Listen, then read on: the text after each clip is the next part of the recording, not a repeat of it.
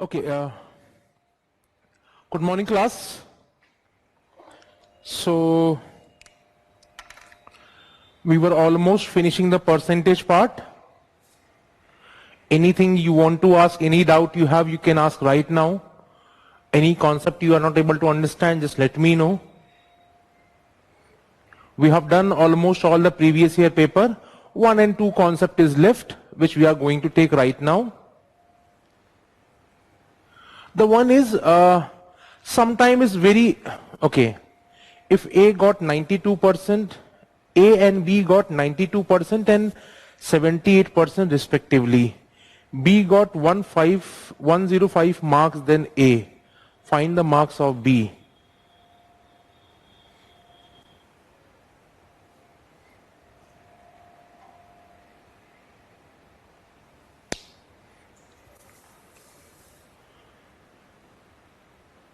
See, the question is like one question is there. A and B got 92% and 78% respectively. There is a bit confusing statement here because 92% of which number, 78% of which number, but still chalo, theek hai. It's fine, 92% and 78% respectively. B got 105 marks less than A. What we are assuming here, that they got, because there should be some reference. Otherwise we cannot solve the question. There should be some reference.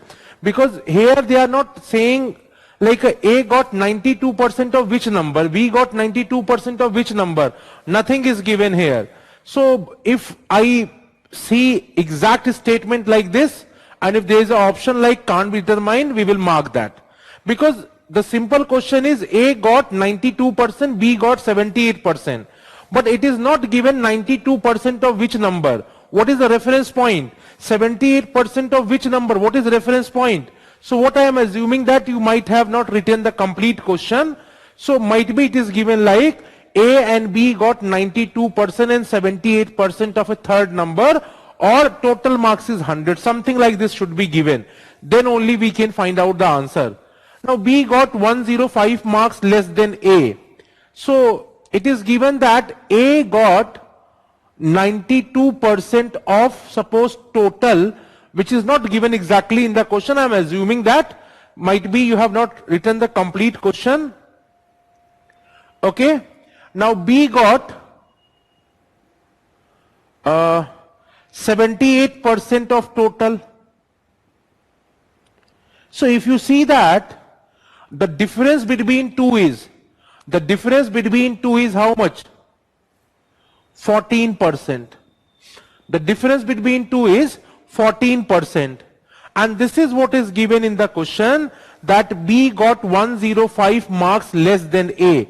Why B is getting less mark? Because B has 14% less mark. So we can say that from here 14% of total is equal to 105.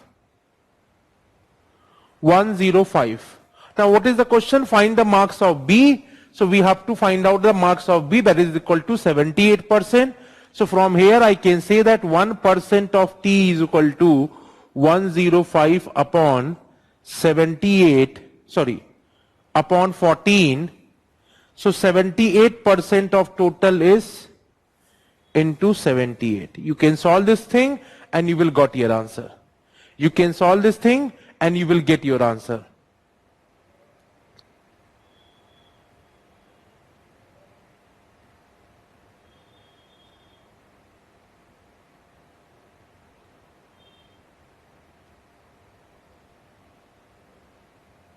Okay.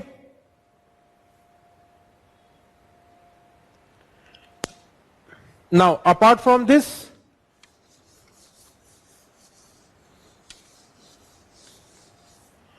a student is asking questions some questions are, when we will discuss the allegation, the first question, the part of which he sell 8% profit and rest at a 18% profit, he gain as a 14% profit on a whole. find the quantity sold on this. So this will have allegation question. Actually, when we make sheets, so sheet is whatever like thing can come in the percentage that is given in the question form, but sometime is required like a more concept, like here we required allegation concept also to cover the first part. So when I will take allegation, you are able to solve that question.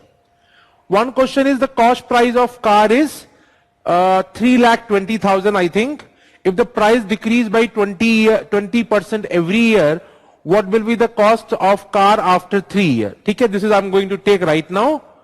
This is the concept which I will take. If the price of pen is reduced by 25%, a person can buy 2 more pen for a rupees. How many pen are available for a rupees? So this is we have discussed yesterday. This is we have discussed yesterday. If 25% like a price is reduced, so that means 25% reduced, so person is able to buy 2 more pen. So the consumption here is before consumption and after consumption, the difference between these two is 2. A question is, if the price of pen is reduced by 25%, so we know that price into consumption is equal to expenditure. So a person was buying in 1 rupee some pen. So from here we can say consumption is equal to 1 upon P. This is our first statement. The second statement is, if the price of the pen is reduced by 25%. So when this is reduced by 25%, now this becomes 75%. And consumption is equal to Cn, and still this is 1 rupees. Still this is 1 rupees. Okay. So from here we can say that Cn is equal to 1 upon P into 3 by 4 or 4 upon 3P. And now the new consumption and old consumption difference is 2. Because now he is able to buy 2 more pen. We can just put the value 1 upon P minus 4 upon 3P is equal to 2. So from here we can say 3P as a LCM, 3 minus 4. Okay, might be we have taken in the this is coming in the minus, so that means we have, now the person is able to, if the price of pen is reduced by 25%, person is able to buy 2 more pen for a rupees. So that means he is able to buy 2 more pen now. So Cn minus C should be equal to 2. This is absolutely correct. This is 1 upon P minus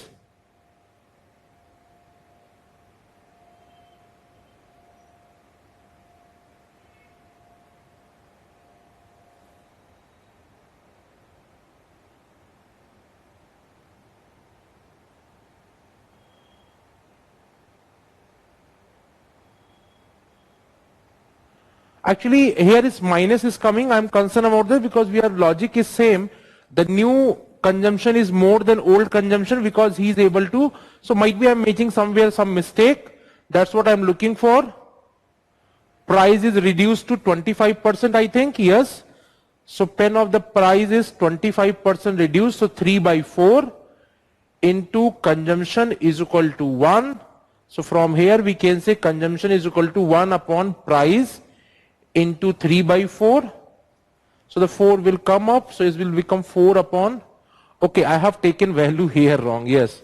I was looking for the, this is Cn I have taken wrong. This will be 4 upon 3P minus 1 upon P is equal to 2. So this become 3P, 4 minus 3 is equal to 2. So 1 upon 3P is equal to 2, so P is equal to 1 by 6. That means the price of the 1 pen is 1 by 6. 1 by 6 rupees. What is the question? How many pen are available for a rupees? So how many pen are available for a rupees? Simply the price of pen is 1 by 6. So in 1 rupees you will able to buy 6 pen. In 1 rupees you are able to buy 6 pen.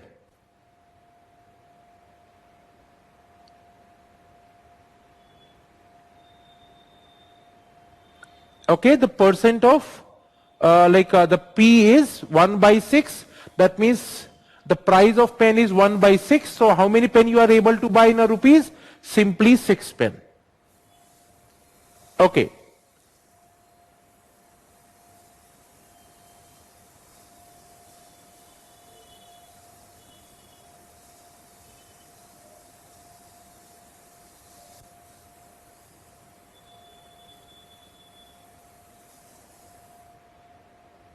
Next question. Next question is of fraction. So let me complete the fraction right now, then I will take it up. Let me complete the fraction, then I will take it up. That will become easy. See, next thing is, try to understand here, the whole arithmetic can be solved with the approach of percentage or with the approach of ratio fraction. See, all the thing can be solved, all the arithmetic problem can be solved with the help of either percentage or with the help of ratio, or we can say fraction. Generally, most of the teacher, they will use sometime percentage, sometime they will use ratio. Some teacher are good in percentage, some are good in ratio, or some are good in both also. But what I prefer, because it is UPSC, UPSC is more concerned about the conceptual part rather than calculation part. So generally UPSC won't give much of fraction use in the arithmetic part. So what I will tell you, I will tell you where you can use percentage approach and where you can use ratio approach, and both approach are fine, everything we can done. Just try to understand here first. Just try to understand here. Okay.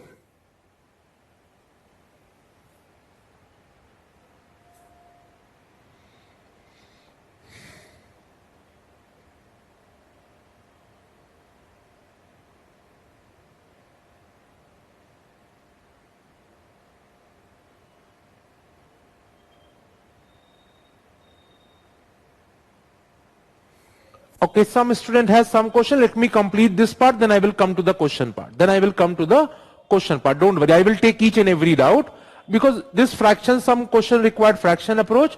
So let me complete this, then I will come to that. So what I was telling, that we can change percentage into fraction. Percentage into fraction. Like for example, 100%. 100% in fraction means 1. Why? Because 100% is denoting 100 upon 100, and that is equal to 1. 100 upon 100, and that is equal to 1. Okay. Then 50%. So 50% means 50 upon 100, and that simple meaning is 1 by 2. That means 50% means just half. Suppose a pizza is there. Pizza base or pizza is there. If I say what is the 50% of this, you can simply say the half of the pizza is equal to 50% of this. So 50% means what? 50% means simply just half. Okay. Then 33.33% sometime it is written, or it is written as 33 1 by 3%. What is the meaning of 33 1 by 3%? 33 1 by 3% means, this simple meaning is 33 is complete and 1 by 3 more. 33 is complete and 1 by 3 more. And this is equal to, in fraction, we can write as 1 by 3. 33 1 by 3% means 33% plus 1 by 3%. In fraction, we can write it as a just a minute.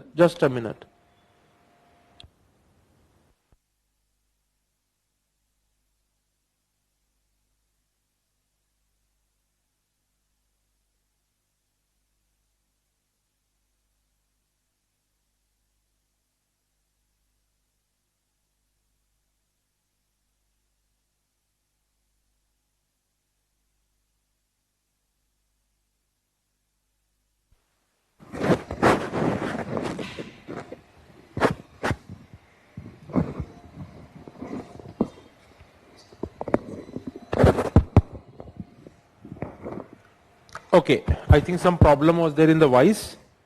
So So 1 by 2 means 50%, 1 by 3 means 33.33%. Then 1 by 4, 1 by 4 means 25%.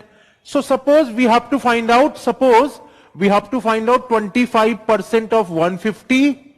So instead of 25%, we can simply find out 1 by 4 of 150. This is the simplest approach. This is the 37.5 is the answer. This is the simplest approach. So that means 25% means simply find out 1 by 4. A pizza base is there.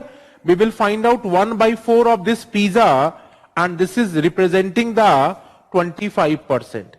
This is representing the 25%. Are you getting my point or not? Are you getting my point?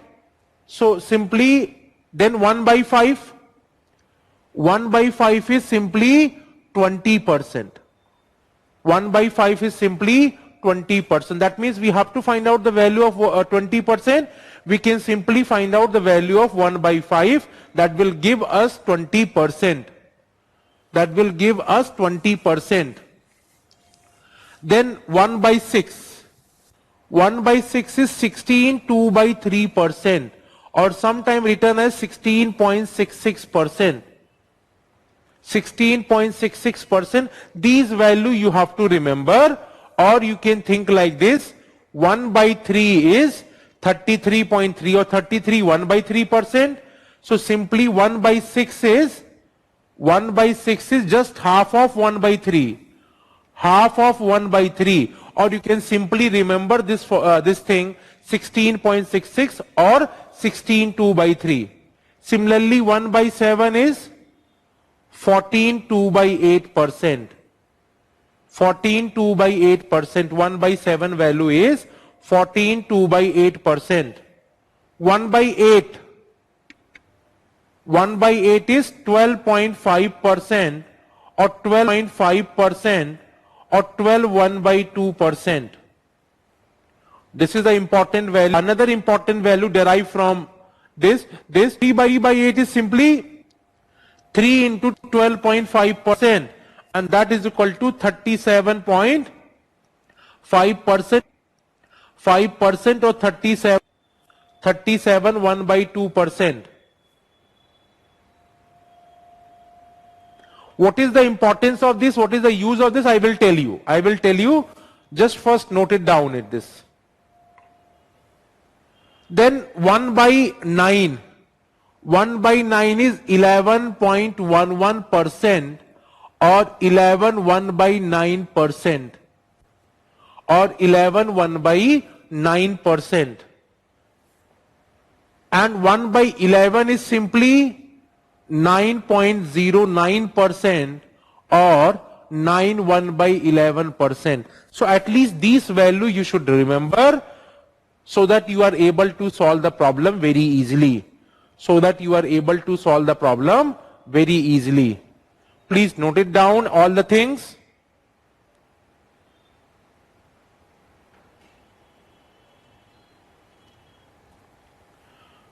Please note down all the things.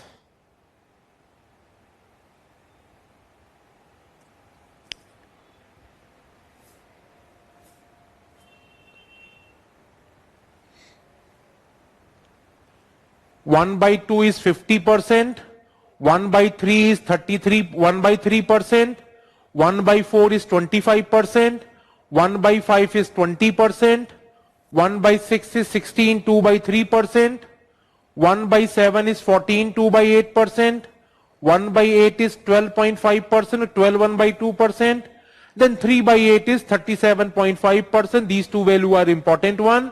Directly UPSC is asking. 1 by 9 is 11 1 by 9% and 1 by 11 is 9 1 by 11%.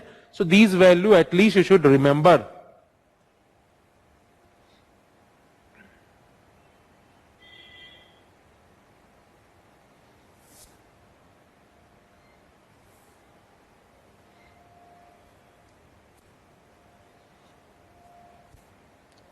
Okay.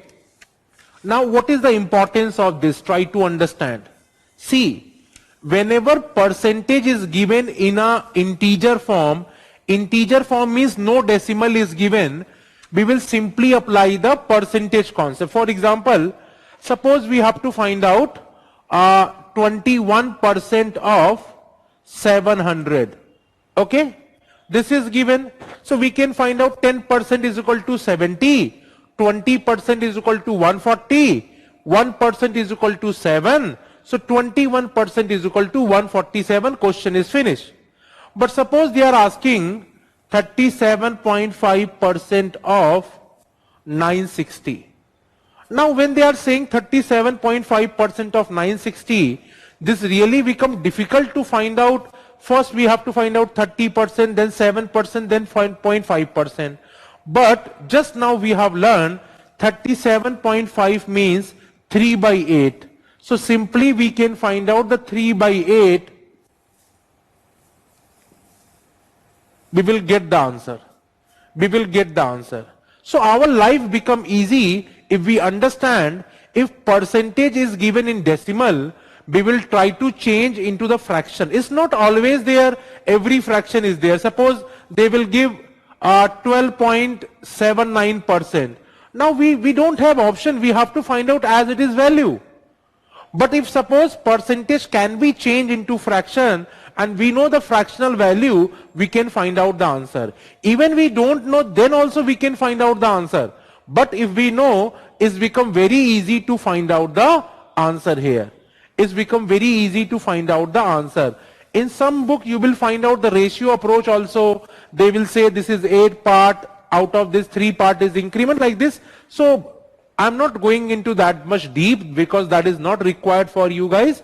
I have told you the percentage approach, the basic addition subtraction method, that is more than sufficient for you guys to solve the problems in the examination. No need of anything for the percentage, this approach, ratio approach. But at least basic we should know so that we are able to find out the answer very easily. Okay?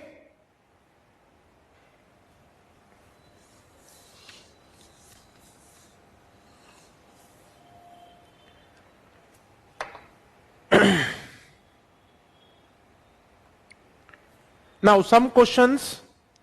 A question is, in a class 83.1/3% of the number of students are girls and rest are boys. It is given that in a class 83.1/3% of the students are girls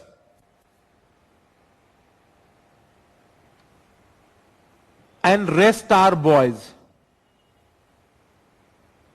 And rest are boys. Fine. If 60% of number of boys and 80% of number of girls are present, then what percent of total number of students in the class is absent? It is given that 60% of boys and 80% of girls are present. Girls are present in the class. Now where people get confused, they are probably not able to solve this thing. They are not able to solve this thing. So generally UPSC won't prefer such thing because this required, I can say again a conceptual thing, or you should know the value of this, then only you are able to solve, or if you are able to solve also, but it looks sometimes difficult. Sometimes, suppose this is what? This is 83.33%. This is 83.33%. Okay. Suppose if I take total value is equal to 100, the number of girls become 83.33. 83.33. Okay. So either you can take approximation, because either you can take approximation, or the other way out is you can just increase a 0. You can increase a 0 and this value will be, decimal will be removed. Decimal will be removed. So the best part is we can take 1000 and this 833.33. So we will take as a 833. Or the better way is available. I just told you, we know the value of 1/6 is 16 2/7%. 16 2 by 7 means 16.66%. 16.66%. And if you look closely, from 100%, if I subtract 16.66%, how much I will get? I will get 83.33%. Same value I will get or not? If I subtract 16.66% from 100%, I will get 83.33%. What is 100%? 1. What is 16.66%? 1 by 6. 1 by 6. That means this value is equal to 5 by 6. This value is equal to 5 by 6. So this become easy. This become easy. So whenever percentage are given in decimal form, we will try to change into fraction. That will give us a advantage. So whatever total number are there, out of this 5 by 6 are girls and rest are boys. So out of 100%, if 83.33% are girls, so 16.66% are boys or not? That means 5 by 6 are girls and 1 by 6 are boys. So we can say that 1 by 6x are boys and 5 by 6x are girls. This is what we have right now. This is what we have right now. But again, what is the best way again? Because I told you when every data is given in percentage and final answer is also in the percentage, so we can take any value. So if I ask you to take any value of x, which value you will take? You will prefer to take the value which are divisible by 6 or not? Which are divisible by 6. Why? Because if I take value which is divisible by 6, simply this will come into an integer number. So I can take x is equal to 600, and when I put x is equal to 600, this become 500 and this become 100. Okay? Now it is saying that 60% of the boys are absent. 60% of the boys and 80% of the girls are present. Sorry. 60% of the boys, that means 60 boys are present, and 80% of the girls means 400 girls are present. So total student present are 460. What is the question? Then what percent of total number of student in the class is absent? So how many students are absent? Out of 600, 460 are present. So 140 are absent out of 600 into 100. You can solve this, you can find out the answer. The logic here is, whenever percentage are given in decimal, generally UPSC avoid this thing. Generally UPSC avoid this thing, but when you practice this, you will understand this part. Okay, 1 by 6 is 16, 2 by 7%, that is equal to 16.66%.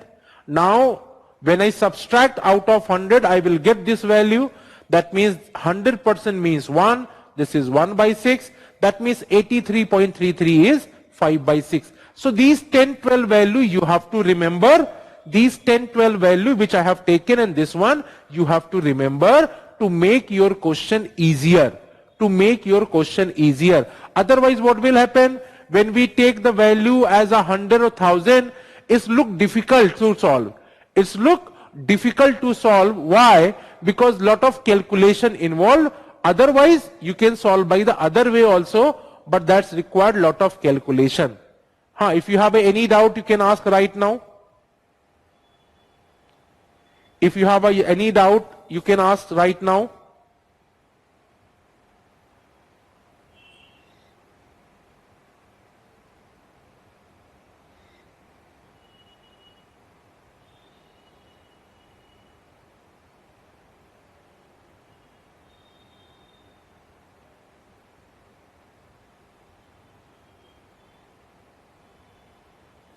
Abhay Katiyar, your method is correct. Abhay Katiyar is asking a question, your method is correct, you can go by that also.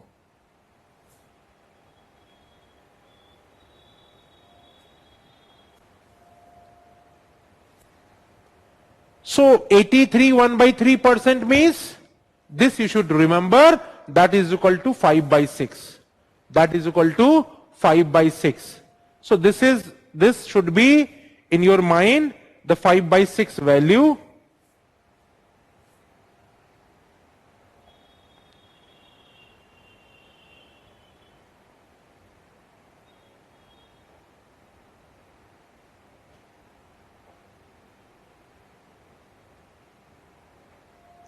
Dry fruit वाला question explain कर दूंगा भाई, थोड़ा समय इसलिए दो क्योंकि this is for you only.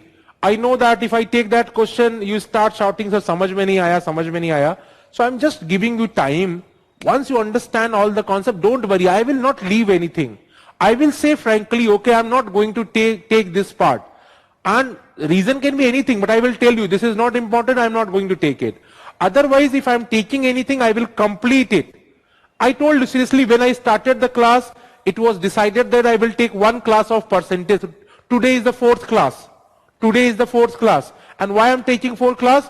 Because of the way you are asking the question, the kind of question you are asking, which giving me a sense that you really lack the numerical ability problems or numerical ability. So that's why I'm trying to develop that. That's why I'm trying to develop that part. Are you getting my point? Not. So don't worry, I will take that question dry fruit wala. Just wait for some time. Actually, generally what I do in the percentage, I will take the mixture part also. But since I saw that you guys are not able to understand the basic of the percentage, so that's why I'm skipping the mixture part right now. When you become more comfortable, so now that topic I will take in the mixture. That topic I will take in the mixture. I'm not taking in the percentage, and the logic is very simple, because I saw that when you guys are not able to add or subtract, what is the meaning of addition and subtraction, what is the meaning of increment and decrement. So I decided to drop that topic right now, and I will take that topic in the mixture. And what is the reason for that? Till the mixture you become more comfortable with the basic numeracy, you will become more comfortable with the percentage and ratio, and then it's become easy for you to understand that concept. That's why I am avoiding that question right now, because I know that if I take that question right now, many of you will say, sir, samajh mein nahi aaya, nahi ho raha hai. So that's why I'm giving you more time. Just revise, and don't worry. Again, I am emphasizing on that. I will take that question. Okay. Now some more question. Then we will start the profit and loss. Sachin Sharma. The price of sugar is increased by 40%. Due to this, a family used 20 kg less sugar, so that expenditure will decrease by 10%. Okay. Find present consumption. The question is, price is increased by 40%, and now family is using 20 kg less sugar. This information is, okay, we will use after, and because of that the consumption, the expenditure is decreased by 10%. Expenditure is decreased by 10%. Okay, so this is what we have right now. So how to solve this question? How to solve this question? Let's try to understand. See, price into consumption is equal to expenditure. Either we can take 100, or we can take 10, is up to you. So suppose I'm taking 10 and 10, and this was 100. We have just assumed that. Now according to question, price is increased by 40%. So 40% increment means we will find out 40% of this number. What is 40% of this number? 4. We will add that. So this becomes 14. And this becomes, suppose, X. And this is decreased by 10%. So this becomes 90. This becomes 90. From here we can say that expenditure becomes 90 upon 40. 19 upon 40. Okay? 19 upon 40. Fine. So, from here we can say that this is 45 upon 7. This is 45 upon 7. And now what is the question? The question is, due to this the family uses 20 kg less sugar. 20 kg less sugar. Okay. So initially what we have assumed? We have assumed that the consumption was 10 unit and now the consumption become 45 upon 7 unit or not. Initially consumption was 10 unit and now consumption become 45 upon 7 unit, and the difference between both are 20 kg because initially they were using 10 unit of sugar. Now they are using 45 upon 7 unit of sugar, and this is equal to 20 kg or not? This is equal to 20 kg.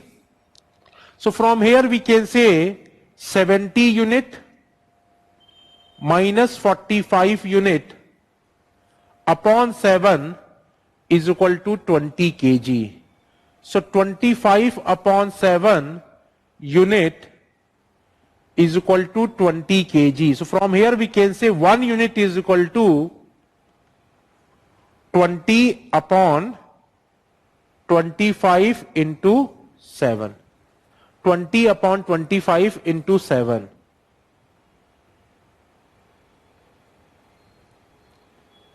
So 28 upon 5 unit, sorry, 24 upon 5, this is the value of 1 unit. What is the question? The question is,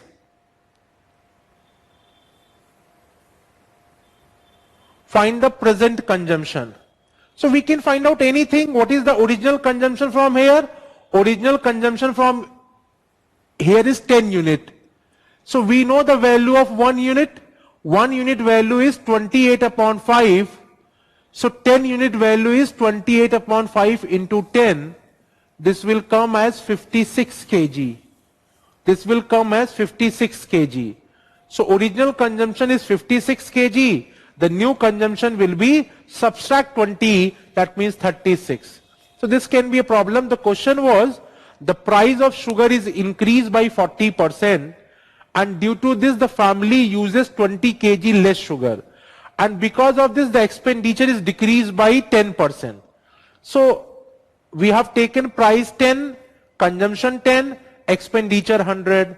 Price is increased by 40%, expenditure is decreased by 10%, and we have taken consumption as X. From here the value of X is coming as, generally UPSC avoids such thing. Why? They will give value which will directly cut. We can cut it down directly. We can cut it down directly, but here since this is coming as 45 upon 7. Now the consumption, the difference of these two consumption is equal to 20 kg.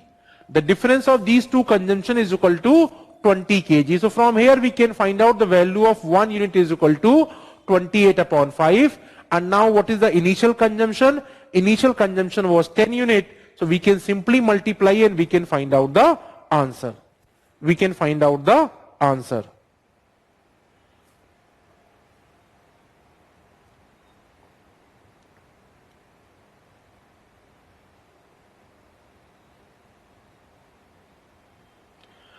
Fraction method look like difficult. That's why I'm not taking the fraction one. I have just informed you like okay. This is, I hope this is clear, Sachin. I hope this is clear, Sachin.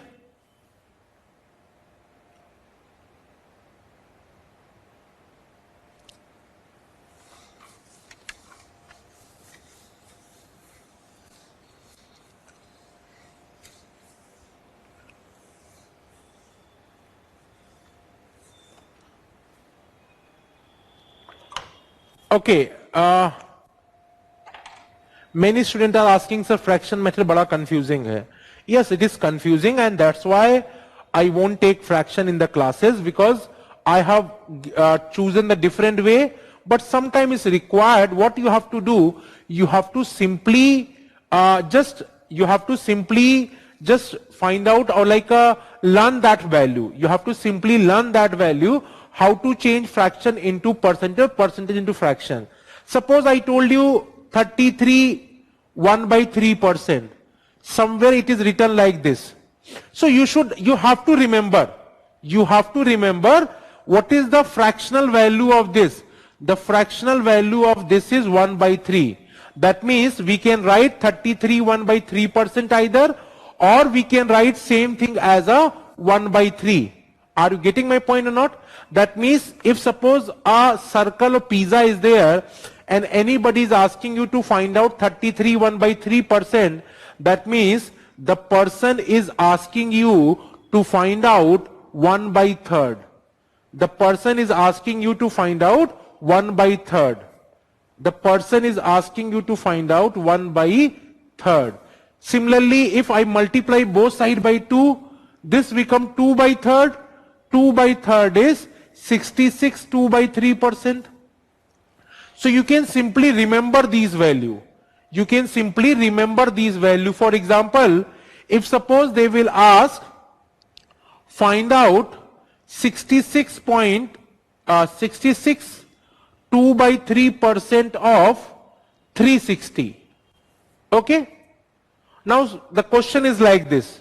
So in this case it's look difficult because 66 2 by 3% means 66.66% of 360 we have to find out. So it's look difficult. Why? Because first we have to find out the 50%, then 10%, then 6%, then 0.66%. It's look difficult. But if you know what is the fractional value of this, so we know that 1 by 3 is equal to 33 1 by 3%. So 2 by 3 is equal to 66 2 by 3%. If you are not able to understand, you can simply remember it. You can simply remember it, these value. This will help you while solving the problem. The best part is UPSC is not asking much question on this because they are more concentrate on the conceptual part rather than calculation part. This will make your calculation easy, nothing else. This will make your calculation easy, nothing else. So 66.66% of 360, or simply we can write that 2 by 3, because we know that the 66 2 by 3% we can change in the fraction 2 by 3. So 2 by 3 of 360, and this will come as 240. This will come as 240. So this is the fractional value how we can change. Simply, for example, we know the value of 1 by 6. 1 by 6 is 16 2 by 3%. Now suppose they will ask 5 by 6. So we should know this value. We can simply multiply by 5, or we should know that 83 1 by 3%. 5 by 6 is 83 1 by 3%.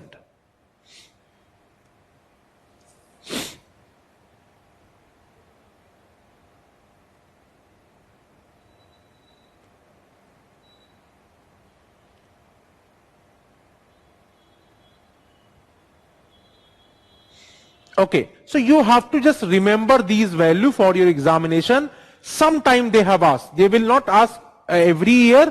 Sometime, because I won't find this is important for UPSC, because UPSC they are more concentrated on the conceptual part. They are concentrated on the comparing of percentage, successive increment or decrement. So they will concentrate more on that.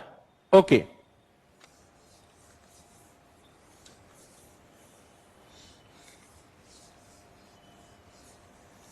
Now,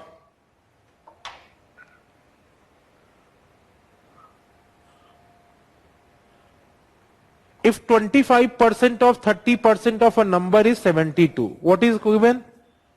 25% of 30% of a number is 72. This is the question. Then find out 35% of a number. So that means we have to find out that number. Suppose that number is n.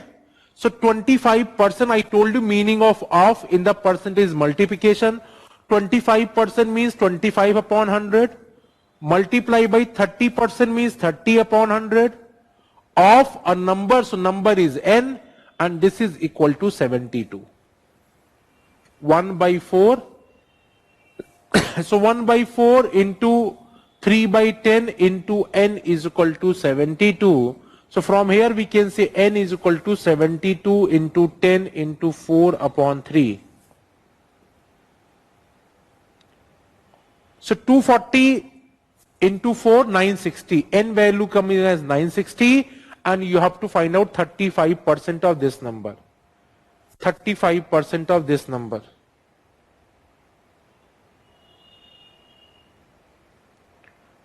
Okay.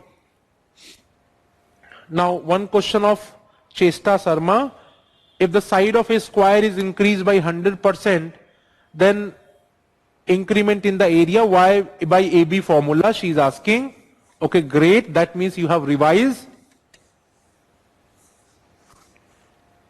Okay, see, the area of square is A square, side square. So we have done like this. If A is given as B into C, this is increased by 100%. This is also increased by 100%. So what will happen? We will apply AB formula like this, 100 plus 100 plus 100 into 100 upon 100. Same thing here. A square means what? A square means side square. So A square means A into A. And there was a 100% increment and 100% increment in this.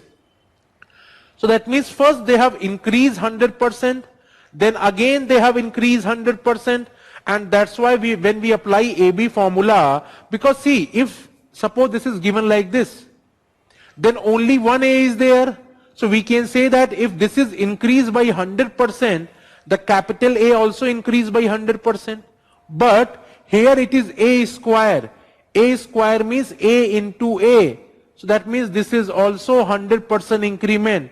So we can apply this is value of A, this is value of B. So 100 plus 100, 100 into 100 upon 100. That means answer will come as 300%. Answer will come as 300%.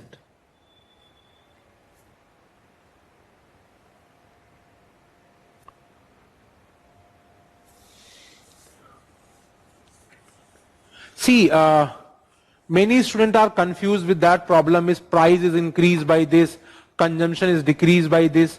So go by traditional method. Don't try to apply the shortcut. Shortcut is, see, when we apply the shortcut, suppose you are going in any new city. Suppose you are in Lucknow and you want to prepare for IS, and Vision IS is in the Delhi, so you went Delhi. And suppose you are staying in the Rajendra Nagar or Mukherjee Nagar, where you want to, like where you have joined. Suppose you are staying nearby place of Rajendra Nagar. Fine.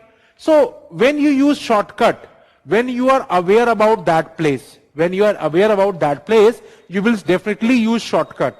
But when you are not aware about that place, you cannot use shortcut or not. Same logic here. When you become aware about mathematics, then start using shortcut. What students are doing? They are concentrating on shortcut from the first class. No. First try to understand the traditional method, then you can use the shortcut method. So always go by traditional one first, then go for shortcut. So generally I will suggest you, whosoever are getting confused, just use the traditional method. What was the question? The question is, suppose if price is increased by 25%, a person is able to purchase 6 kg more rice, 6 kg less rice in 600 rupees.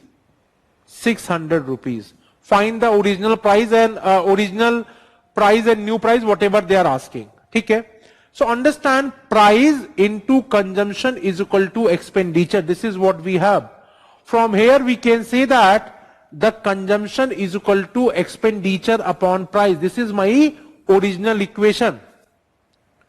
Now the price is increased by 25%. When price is increased by 25%, the one way is you can simply find out 25% of price and you can add in the price. And I told you the another method, simple method, price in itself is 100%. When you increase this by 25%, now the price become 125% or not. Or simply this become 5, this become 4. And consumption is suppose Cn and expenditure is remain same.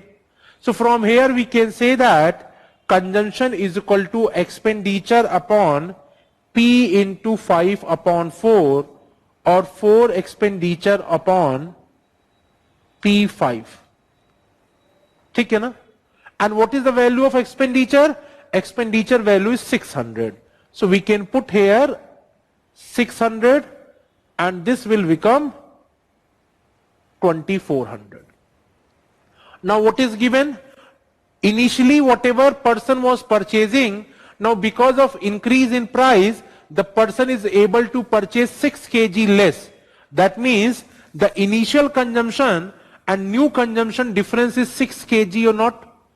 So this was 600 upon P minus 2400 upon 5P is equal to 6. We will take LCM 5P 3000 minus 2400 is equal to 6.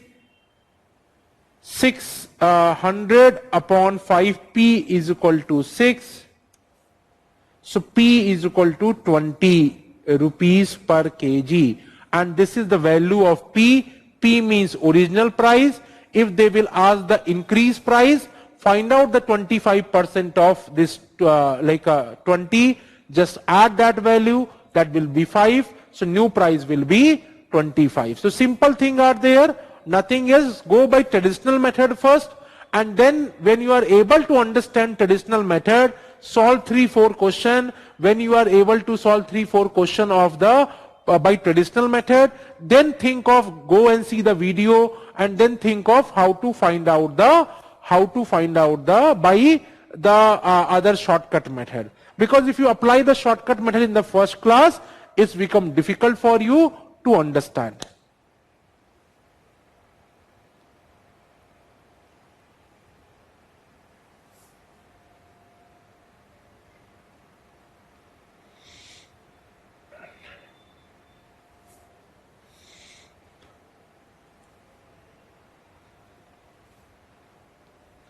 Okay?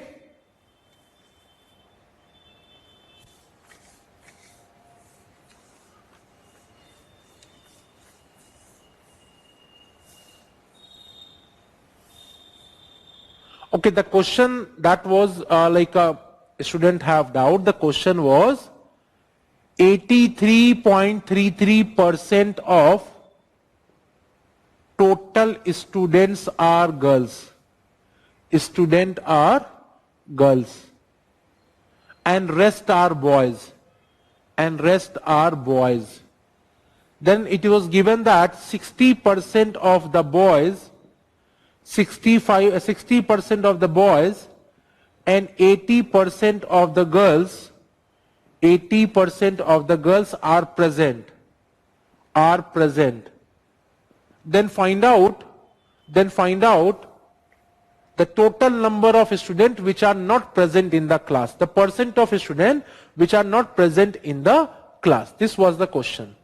So I told you 83.33%, the best way is, we know that 1 by 6 is 16, 2 by 3%, and or we can say 16.66%.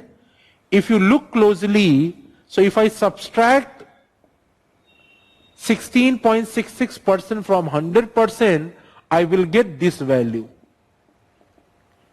Or you can simply remember these value, these 10, 12 values, some fraction I told you, some I am taking here. These value you have to remember for solving the question. 100% means 1 in fraction. This means 1 by 6. So that means this value become 5 by 6. That means this is 5 by 6. Okay. Now let's total number of students are n. So number of girls are 5 by 6 of n or not? 5 by 6 of n. Why 5 by 6? Because out of total 83.33% are girls. So 83.33% means 5 by 6. So total number of girls are 5 by 6 n. Total number of boys, if out of 100% this much are girls, so these are the number of boys or not? So 1 by 6 are the boys. These are the girls, these are the boy.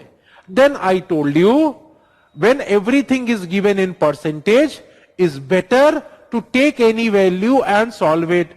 So if I have to take the value of n here, which value I will take? Use your common sense. Here we are dividing n by 6. Here also we are dividing n by 6. If I take 100, what will happen? It is not divisible by 6. So it's become difficult to find out the answer. So any value which you will take, that should be divisible by 6. So you can take 60, you can take 24, you can say 86, anything you can take. But the simplest one is, I will take 600. Fine. So when I take 600, this become 5 upon 6 into 600. This become 1 upon 6 into 600. This become 100. This become 500. That means number of girls become 500. Number of boys become 100. Number of girls become 500. Number of boys become 100. Now what is the question? 60% of the boys. So 60% out of this means out of total 60 boys. And 80% of girls. Out of this 80% means 10% is 50, 80% is 400. So these number of students are present in the class.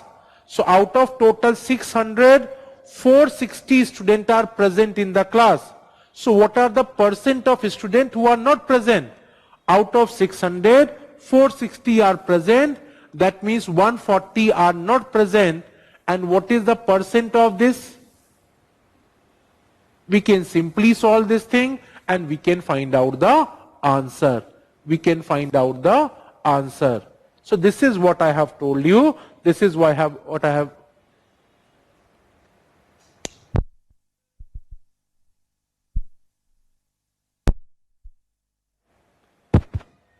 Okay.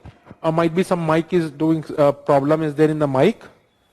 So I think now this is clear to everyone. I hope this is clear to everyone now.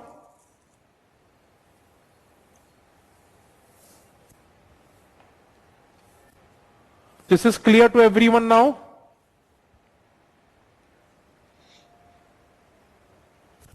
So instead of 83.33%, we have taken the value as 5 by 6. And from where we are getting these value? I just told you how to change percentage into the fraction form.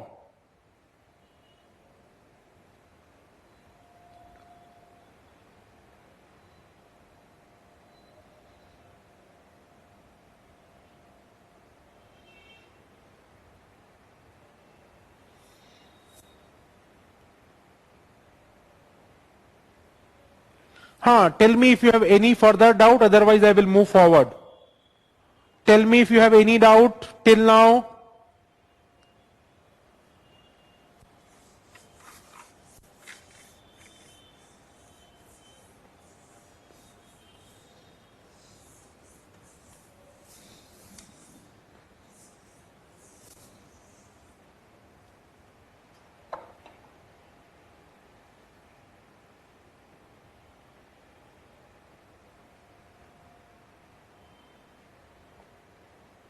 I'm taking facing problem in profit and loss question of last assignment. I have not taught you the profit and loss, just wait for some time. Okay. Now one more concept is there, that is the last concept of percentage, then I will come to the profit and loss. The concept is, suppose a question is there, Mr. A spent 10% on education, 10% on education,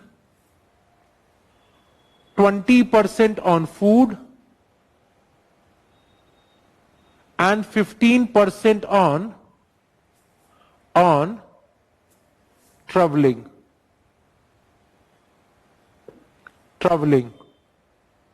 15% of salary on traveling. At the end, Mr. A save suppose 50,000 rupees. 50,000 rupees. Now the question is, find the salary of A. Find the salary of the A. Find the salary of the A.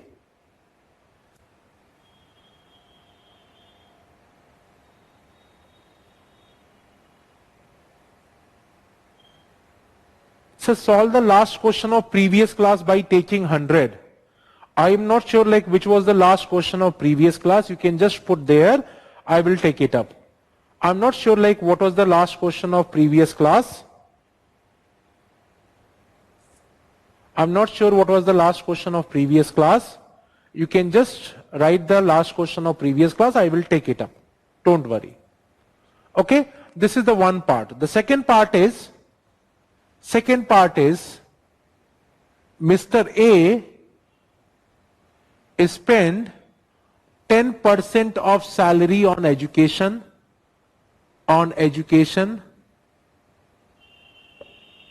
then 20% of remaining on food, and 15% of remaining on traveling. At the end, Mr. A save 50,000.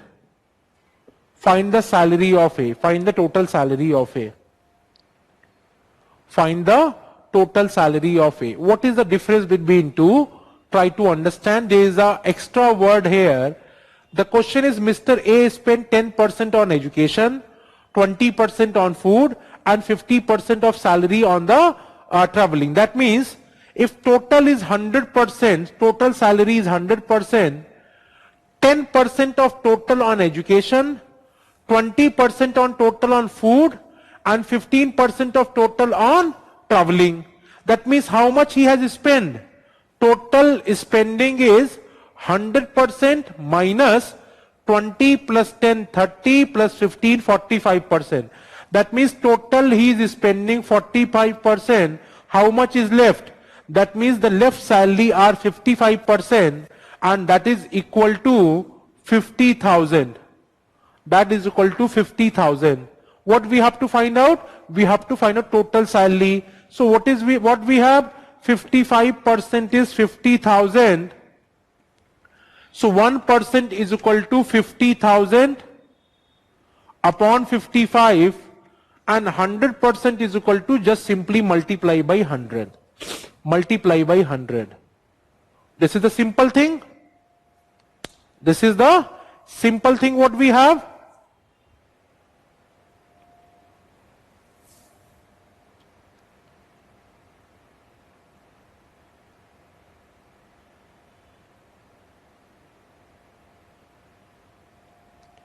What happened here? Out of 100%, 10% on education, 20 on food, 15 on traveling. So total spending is 45%. Now what is the difference in second question? There is an extra word here which changed the meaning of the question. See here, 20% of remaining, 15% of remaining. That means now what happened? See, if 100% was total salary, so what happened first? He first used 10% on the education. So when 10% is used, now how much is left? 90% is left. Now 20% of remaining, that means whatever is left now, suppose you are earning 1 lakh rupees per month. Now what this person was doing? This person was using 10,000 rupees on education total, then 20% of 1 lakh, that means 20,000 on food. But now what this person is doing, second person is doing, listen carefully, very carefully, this is very important thing. The second person is not using 20% of total 1 lakh salary. The second person is using 20% of the left salary. And how much is left? 90,000, because you have used 10% or 10,000 rupees according to your salary. If your salary is 1 lakh, you will use 10%, that means 10,000 on education, 20,000 of remaining. So how much is left? Now only 90% is left. So now 20% of this, 20% of this is how much? 10% is 9, 20% is 18%. That means 18% you will use on the food. So how much will be left? 72% will be left. Please mind this thing. Be careful in the examination, whether remaining word is there or total word is there, you have to be careful for this. Then 15% of remaining, again remaining. That means 15% of this value. What is 10% of this value? 10% of this value is 7.2. What is 5% of this value? 3.6 or not? Just half of this is 5%. So 7.6 plus 7.2 plus 3.6%. This become 10.8%. If I remove 10.8% from this, this become 61.2%. That means now out of 100%, 61.2% is left. Why? Because other are used for the education, food and traveling. So what is the saving now? You can see that here the saving was 55%, but here the saving is 61.2%. So now 61.2% is equal to 50,000, and you can find out the value of 100% from here. UPSC will give you better data. UPSC will give you better data because this is I have taken randomly. So that's why this is coming, calculation is coming. Otherwise UPSC will give you better data, which simply cut it down and you will get your answer. Please ask your doubt here. Out of these two concepts, ask your doubt.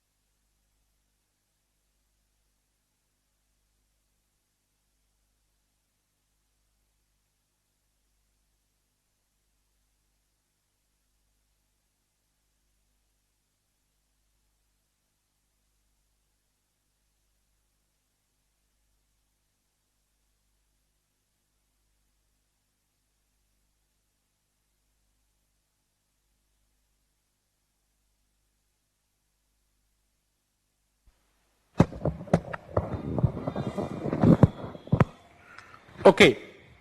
So if you have any doubt, you can ask. Can you please repeat the second part? Second part means simple. What is the question? In the first question, like I have given you example, suppose your salary is 1 lakh rupees. So in the first question, what will happen? Out of 1 lakh, you are using 10% of total 1 lakh on education. That means 10,000 on education. 20% of total on food. That means 20% of 1 lakh on food. That means 20,000 on food. And 15% of total on traveling.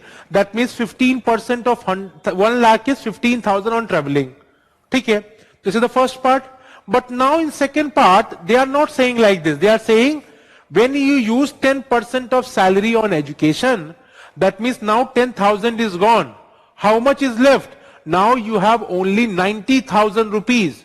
So now what you are doing, you are not doing using the 20% of total 1 lakh. You are using 20% of whatever is left with you. Because 20% of remaining. Now how much is left to you? Only 90% is left. So you are using 20% of this 90%. What is 10% of this is 9. 20% means 18%. That means out of total, 18% you are using for the food. So if I subtract this, this becomes 72%. Okay. Now this, I'm roughing the first part because this is a... What is his total salary? You can find out, beta. You can find out 61.2% is 50,000. 1% is equal to 50,000 upon 61.2. For 100%, we can simply multiply by 100. I told you, I have taken random data. That's why a lot of calculation is coming. UPSC generally give data which is simply cut it down. Like suppose, if I make total salary is equal to 61200. So you can simply cut it down. You can find out the answer. Okay. Now I'm roughing the first part. And second question can be solved in another way also. Suppose total salary is TS. Total salary is TS. Okay. When he used 10% of salary, how much is left? 90% of total salary is left or not? Listen carefully. When he used 10% of total salary on the education, how much is left? 90% is left. This is the left salary after use on the education, 10% use on the education. Now, the second part is, this is the remaining salary right now. Total salary was TS. Now, after 10% on education, this is the remaining salary. And now the question is saying, 20% of remaining. How much is remaining? This one is remaining. Either you can say remaining salary or you can, this is the remaining salary. This is the remaining salary. And the question is saying 20% of remaining is using on food. So how much is left? Now 80% of remaining salary is left or not? 80% of remaining salary is left. And what is remaining salary? Remaining salary is total salary into 90 upon 100. This is the remaining salary. Now this is remaining salary 1 or not? Why? Because after using on food, this is the remaining salary left. Now this remaining salary, 15% is used on traveling. So when 15% is used on traveling,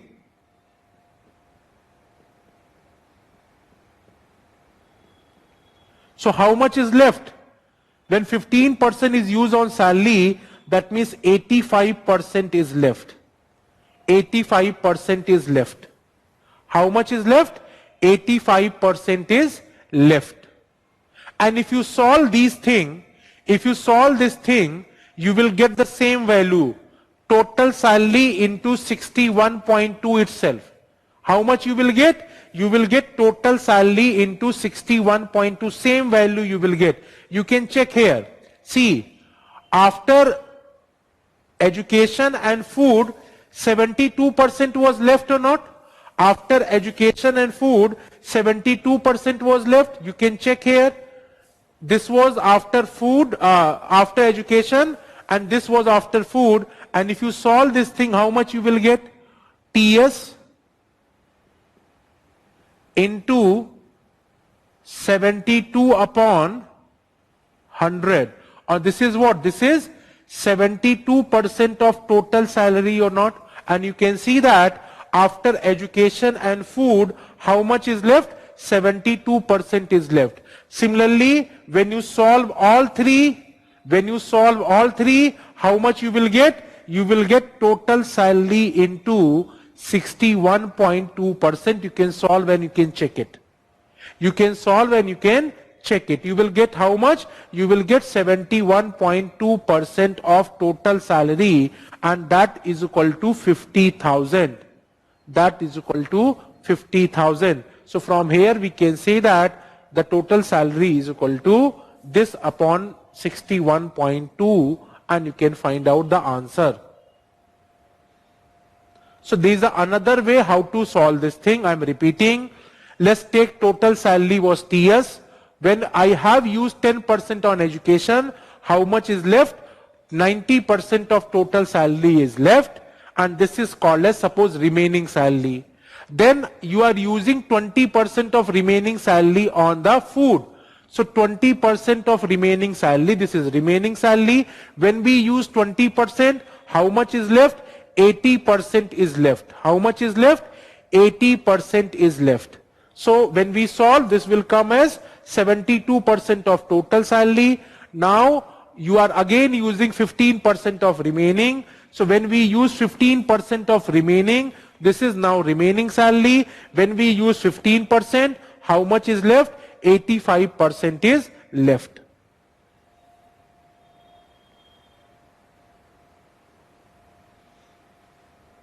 Please take your time. I am giving you 5 minutes.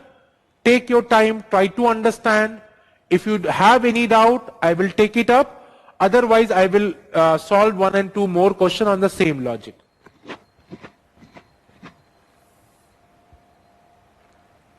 If you have a doubt, you can ask right now.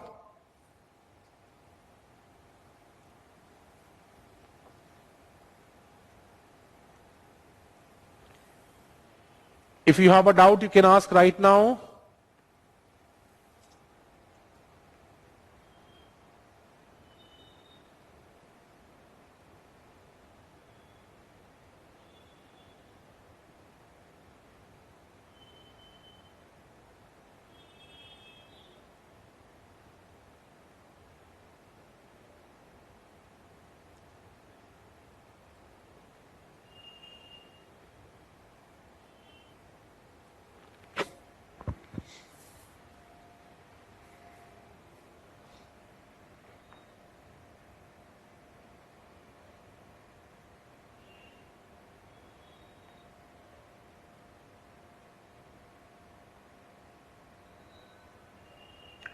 You can see very closely, this is successive decrement or not? This is successive decrement. First you have decreased 10%, whatever value is coming, again you are decreasing 20%, whatever value is coming, you are decreasing 15%. So this is the case of successive decrement.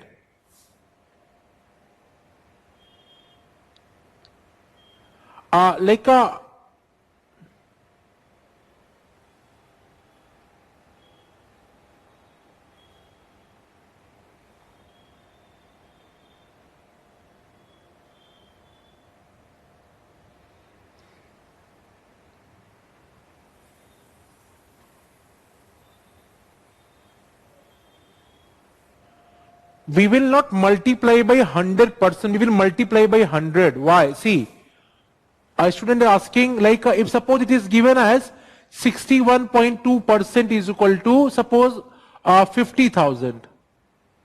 Okay? So now 1%, I'm not taking percent on this side, 1% is still there. That is equal to 50,000 upon 61.2. Okay? If we have to find out 100%, so simply we have to multiply by 100. Why multiplying by 100? Because 1% is already there. If we multiply by 100, this become 100%. So we are only multiplying by 100 here, not percentage. And this will give us percentage data. Why? because x upon y into 100 will give us what? Percentage data. That's why this will give us this percentage. So we are not multiplying by percentage, we are multiplying by 100 itself. Chaitanya is asking again the same question. I am repeating. This is the allegation question. When I will take the allegation, you will able to understand how to solve this thing. So just wait for some time. In allegation, I will take this like 8% profit and 18% profit and overall profit is 14%. So I will take this thing when I will take the allegation. Right now you won't able to understand this thing. That's why I am not taking this. Okay. Any other doubt here you have? You can ask.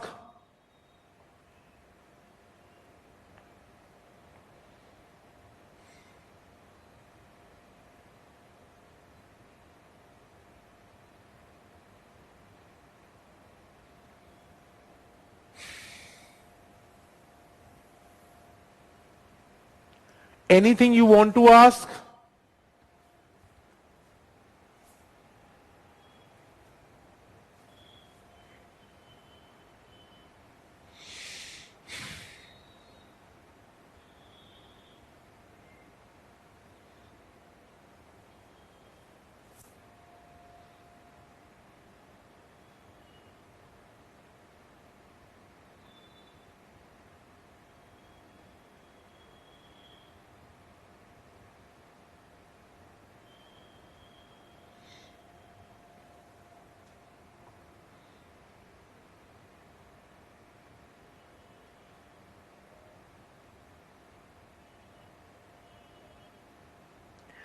See, first question, a student is asking a reduction of 20% in the price of salt enable a purchase of 4 kg more sugar.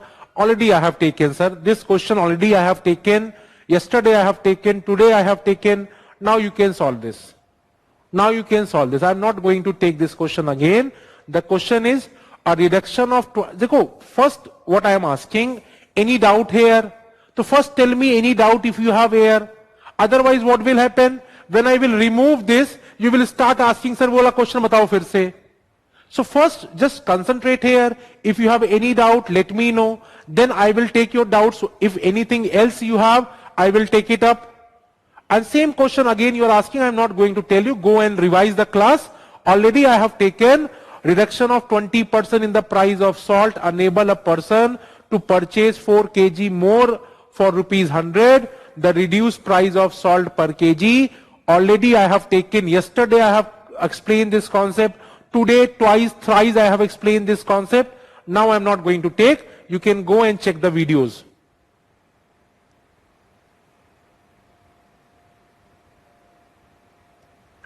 Another question is of mixture. See, might be it is given in the sheet. I told you the logic.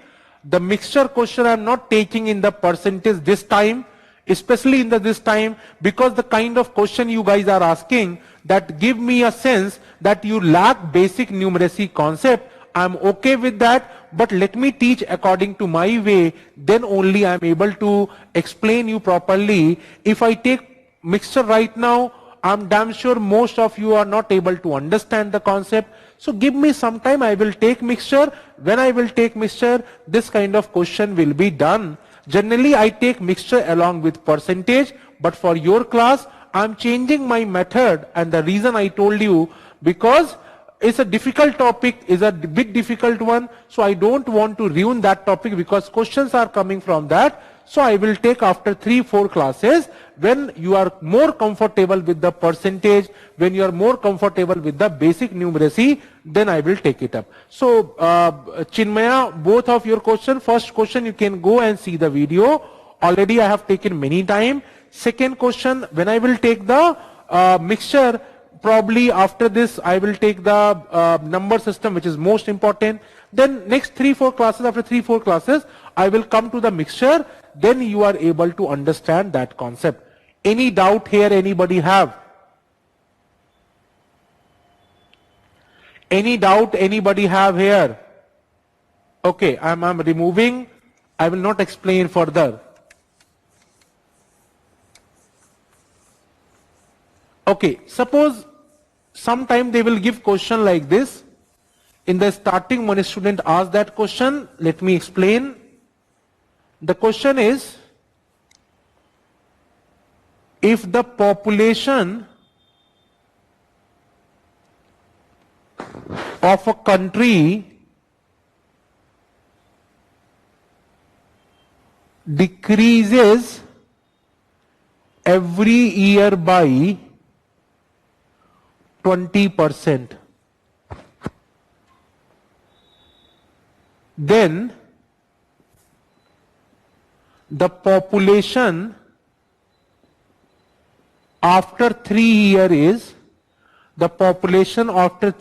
is, suppose any data I am taking 20,000, find the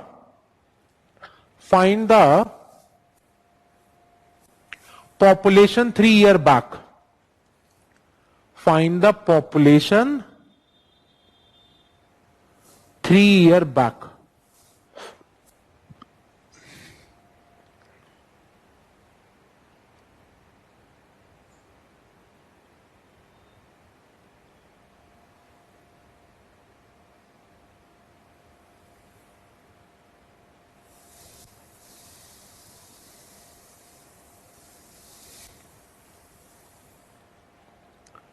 If the population of a country is decreased every year by 20%, then the population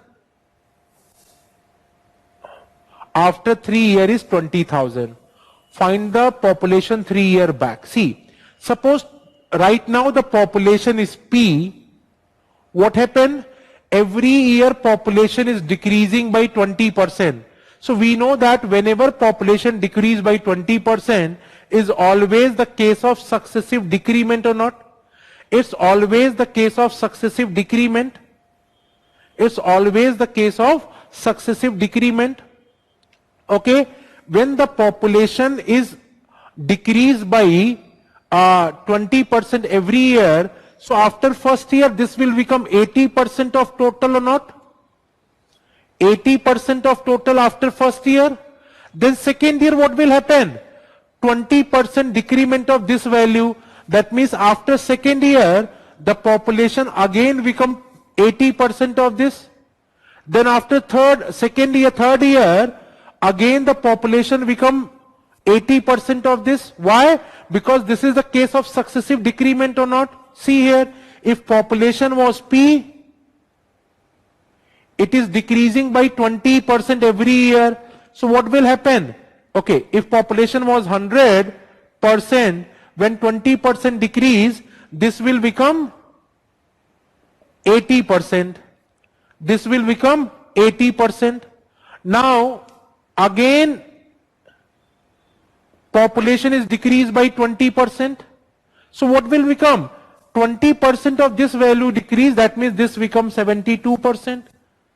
Now then 20% again decrement. So this is going like this way. Same logic here. The successive decrement is going on. So if population was P, first year after 20% decrement, the population become 80 upon 100. Then second year, the remaining population is this. Again 20% decrement. So now this become 80%. Now whatever population is there, now this become 80% again, third year. So now this value P into 80 upon or 8 upon 10 into 8 upon 10 into 8 upon 10, and this is equal to 20,000. So now from here we can find out the value of P. This is equal to 20,000 into 10 into 10 into 10 upon 8 into 8 into 8. And you can solve this value, you can find out the answer here. You can find out the answer here.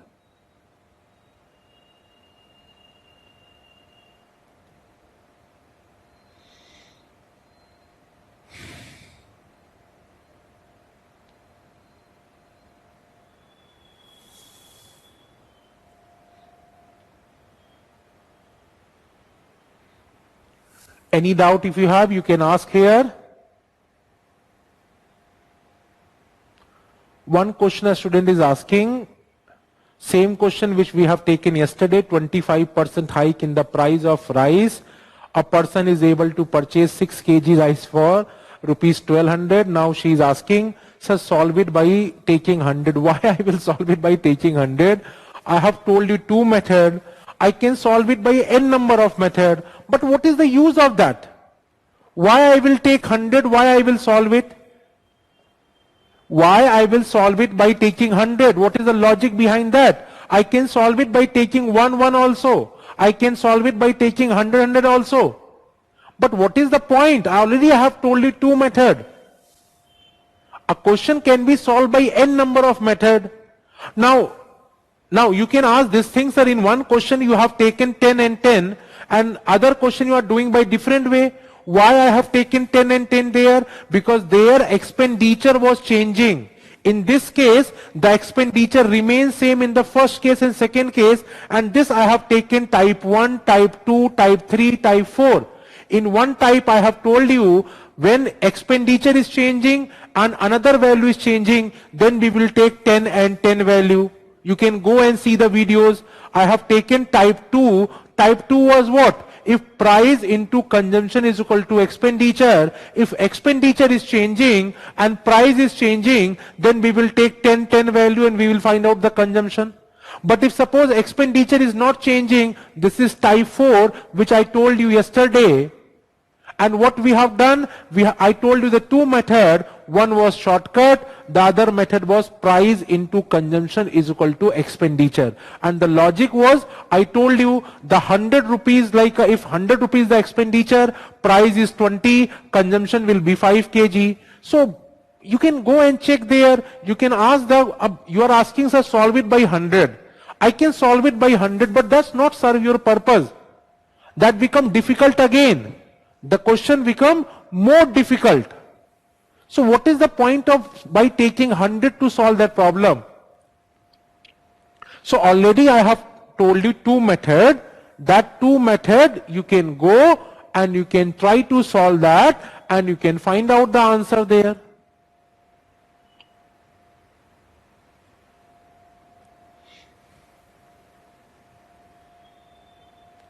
Any doubt if you have, you can ask me here right now.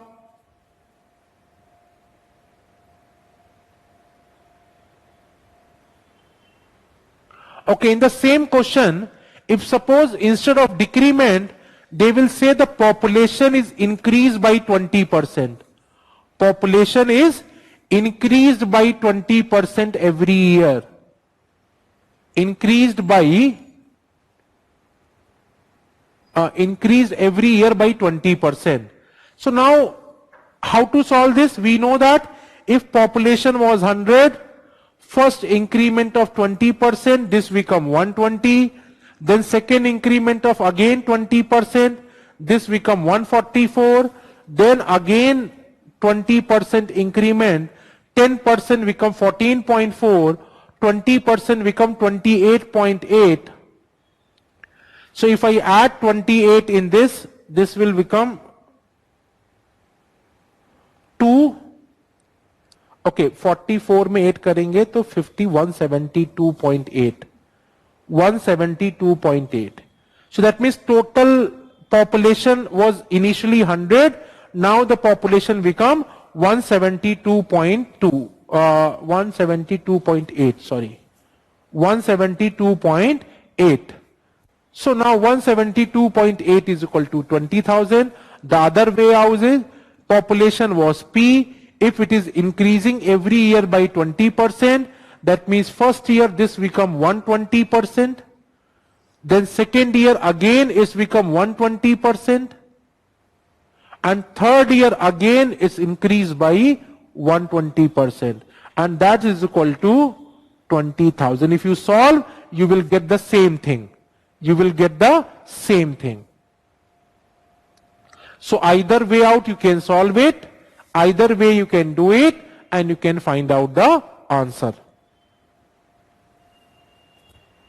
Okay, let's take a break. After break, probably if you have any doubt you can ask, otherwise we will start the profit and loss. Otherwise we will start the profit and loss. Okay, there is a one question of Pooja Singh. Sir, is answer of first part of the question will be 51.2% of present question of successive decrement. I'm not getting your question. Please elaborate it so that I will understand. I'm not getting your question, Pooja, so please elaborate it. What is the meaning of your question? Okay. Now I'm coming to the profit and loss.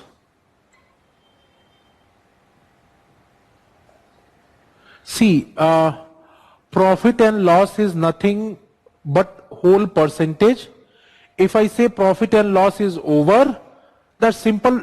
See, because profit and loss is, we will use only the concept of percentage here. We will use the concept of percentage here. If you are clear with the concept of percentage, profit and loss is over. Profit and loss is over if you are clear with the concept of percentage.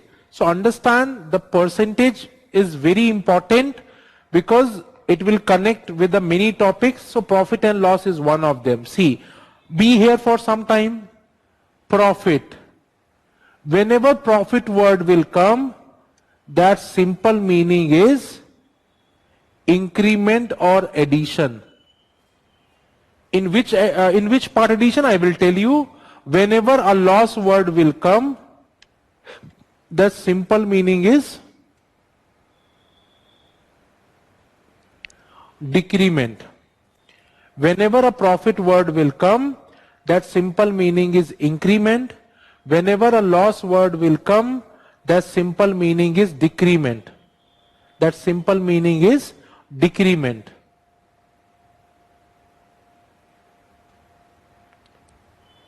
That simple meaning is decrement. So this is the first logic which you should know. Already I have told you. See, there are some term which we should know. The cost price. Then selling price. What is cost price? Cost price is nothing but, suppose this marker is there. So for manufacturing of this marker, whatever cost is required, including taxes and all, that is equal to cost price. That is equal to cost price. Okay? For suppose a person is making this marker and whatever cost required to make this marker is simply called as what? Is simply called as cost price of this marker. Simply called as, until unless something extra is given, this is called as cost price of marker. What generally you will do? Suppose you are making this marker in 100 rupees. You are making this marker in 100 rupees. This is called as cost price. This is called as cost price. Now what will happen? In this cost price, generally the trader or the merchant will take some profit in this.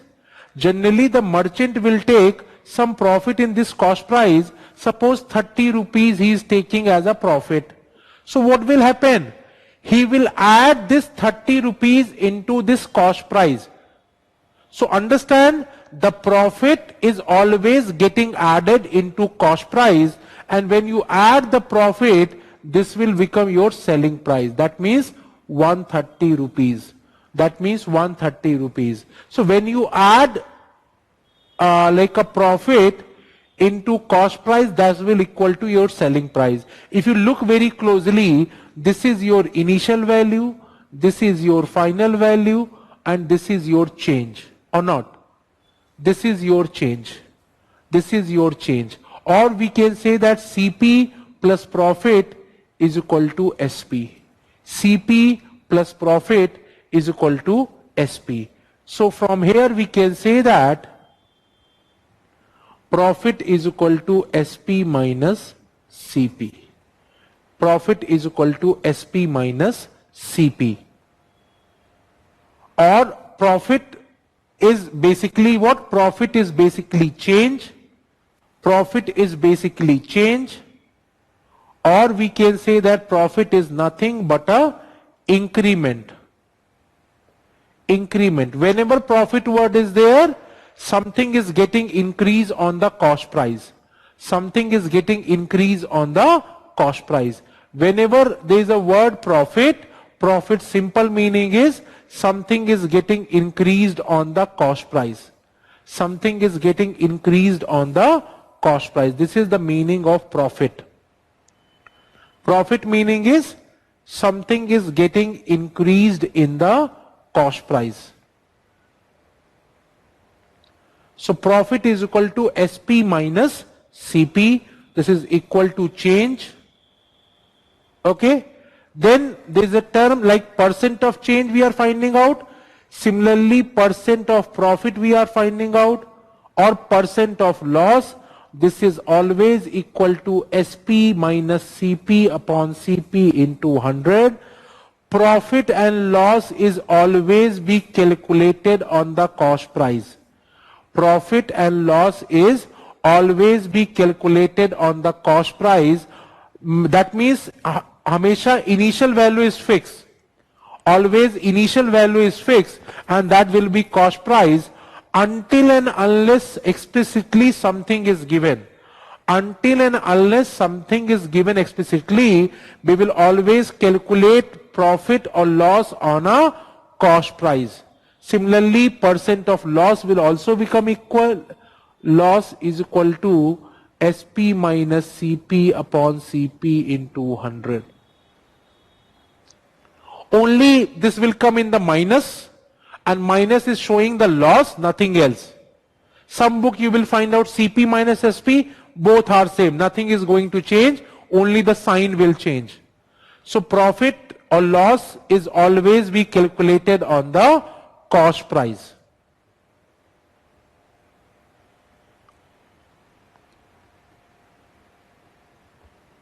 Profit or loss is always be calculated on a cost price. Try to visualize this. Try to understand this first.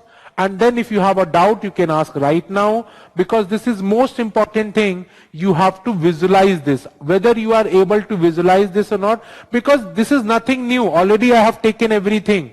This is just the introduction of cost price, selling price and all. Just try to visualize. Take 2-3 minute time. Try to visualize. See whether you are able to visualize it properly or not.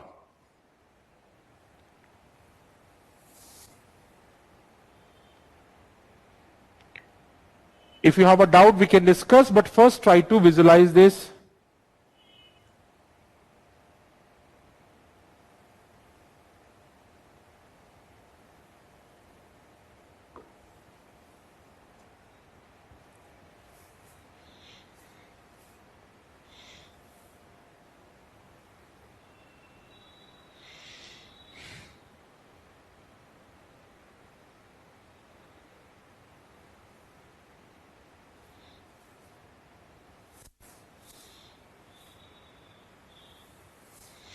Okay.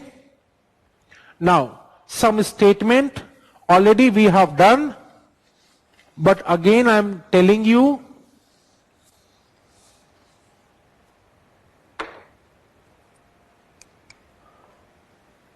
suppose the question is,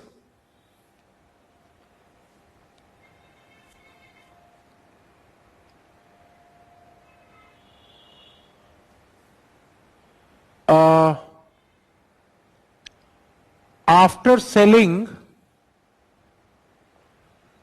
an item on rupees 50,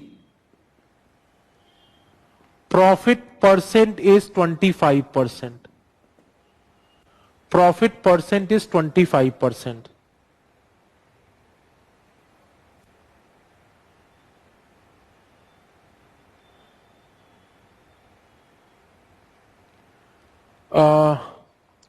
Please write the equation.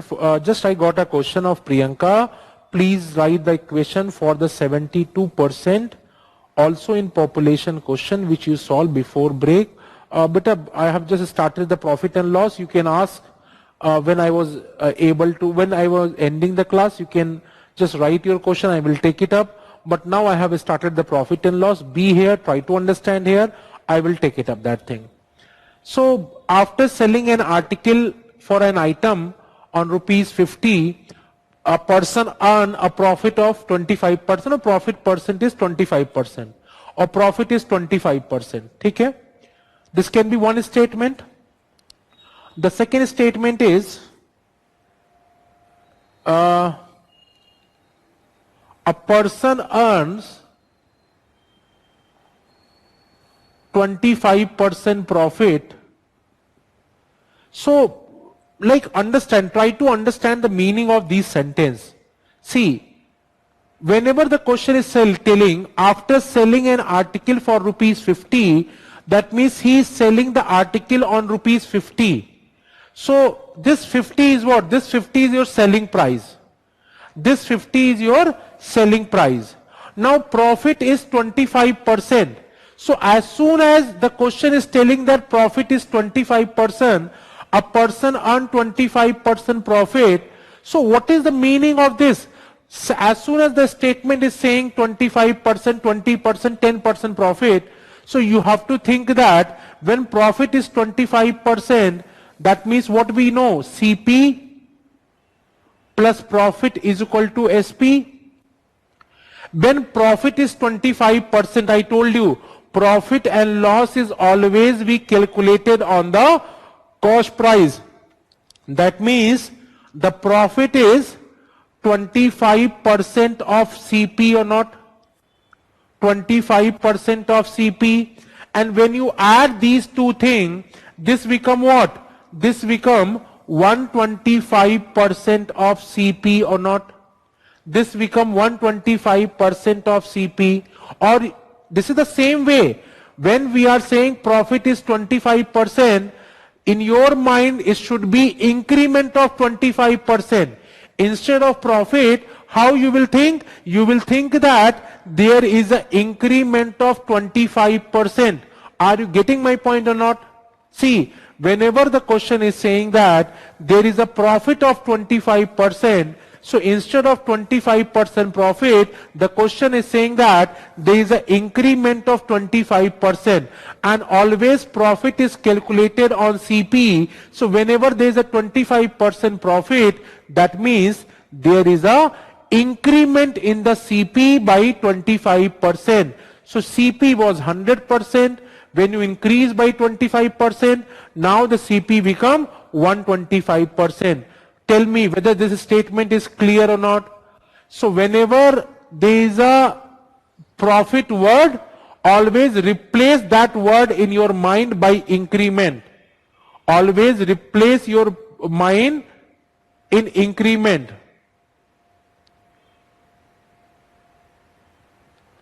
Mayank is asking, sir, import duty, everything is included in the cost price or not? See, generally, if nothing is given, so cost price, see, sometimes they will say the merchant is charging the taxes on a selling price, or merchant is charging taxes extra.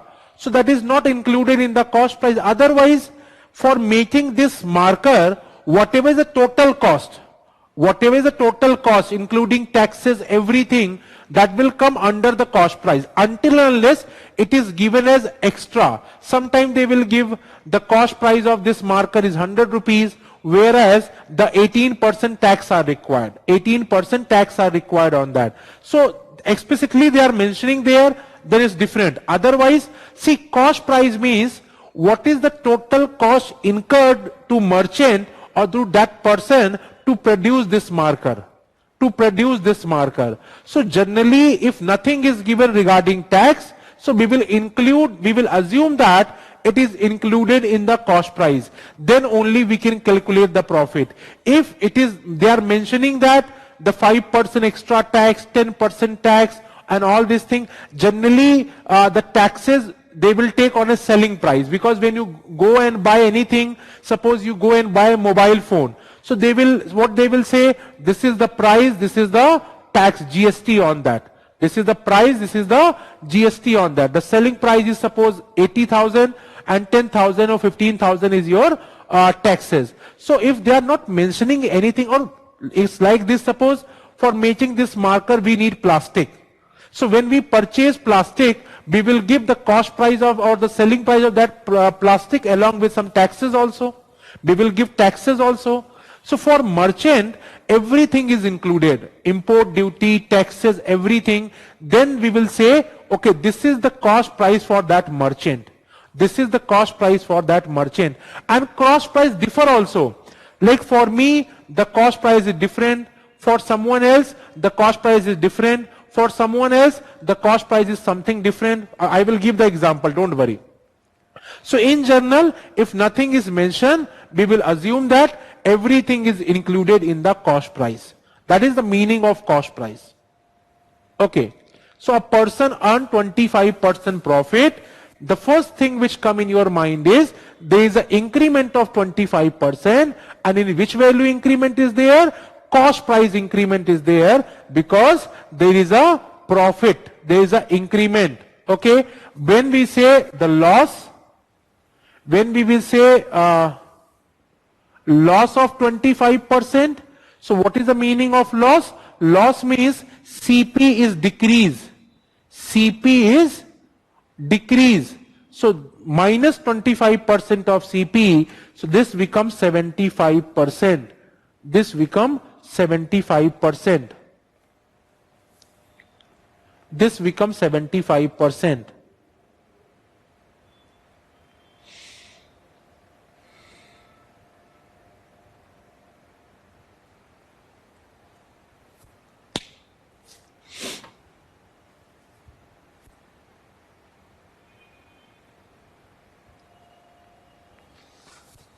Okay.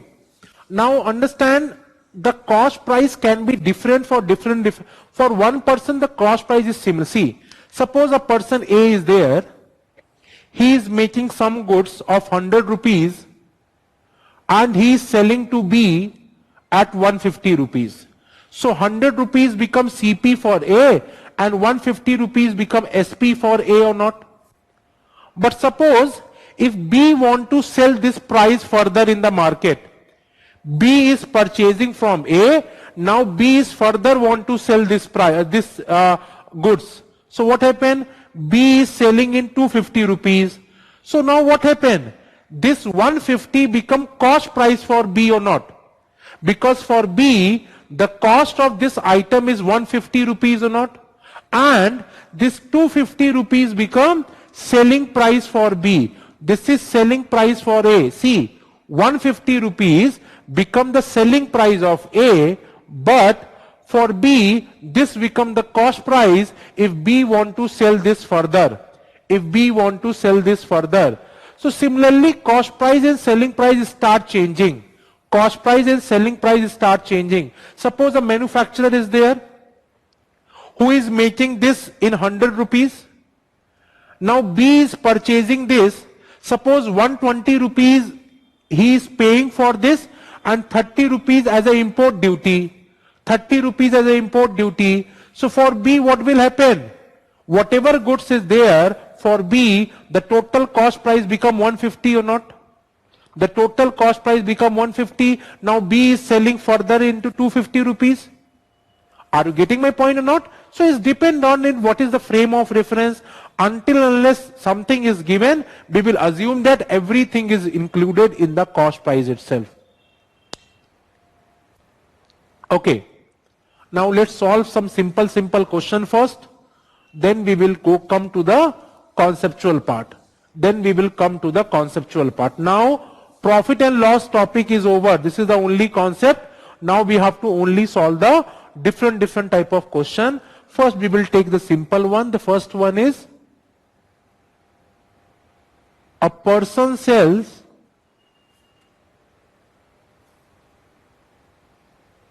mango at 50 rupees per kg and earn 25% profit. Find the selling price if person want to earn 40% profit. Sorry 40% profit, ठीक है. A person sells mango at 50 rupees per kg and earn 25% profit. That means when he is selling the item at 50 rupees per kg, he is getting 25% as profit. Find the selling price if the person want to earn 40% profit. See, only three values are given. We have only three values are there. One is selling price, one is cost price, one is profit or loss. We have given the percent of profit, that is 40%. We have to find out the selling price. That means anyhow, if we are able to find out the value of cost price, we can find out the answer or not. So try to find out the value of cost price. Just try it, try to visualize it once, then I will take it up. Then I will take it up.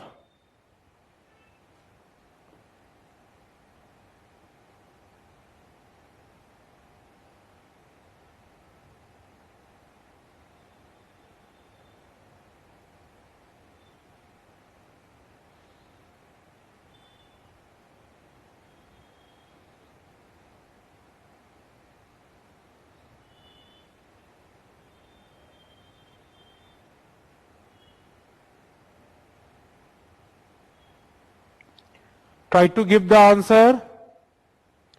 Try to visualize it.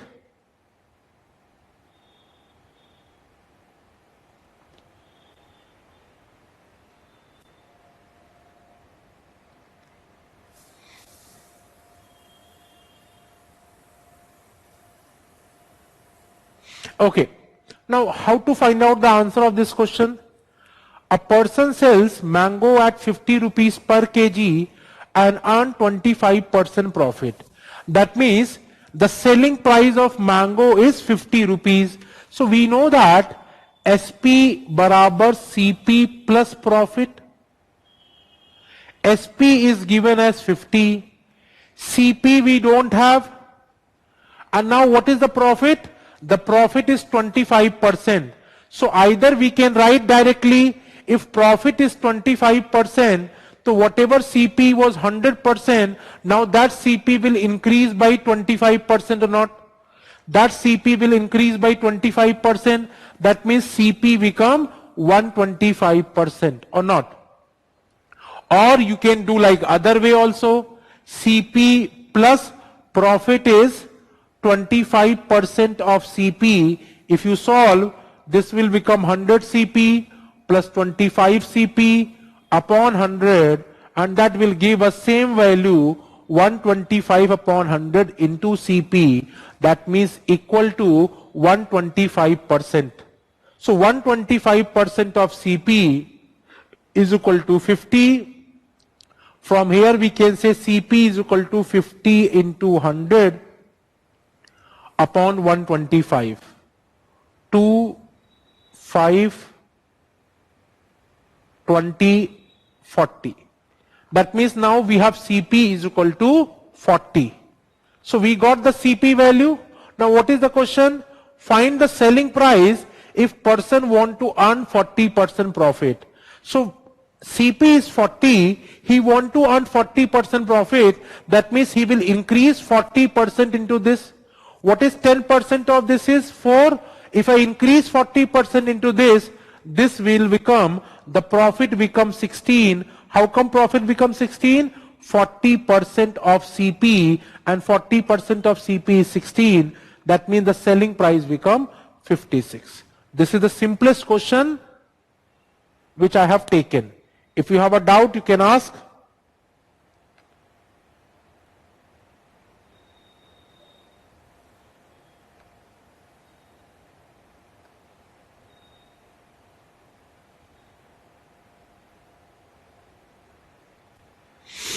If you have a doubt, you can ask.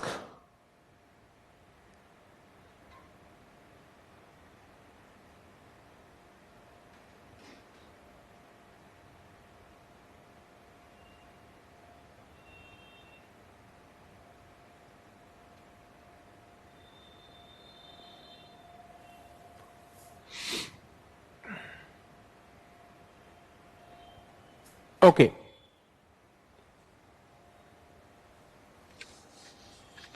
now always understand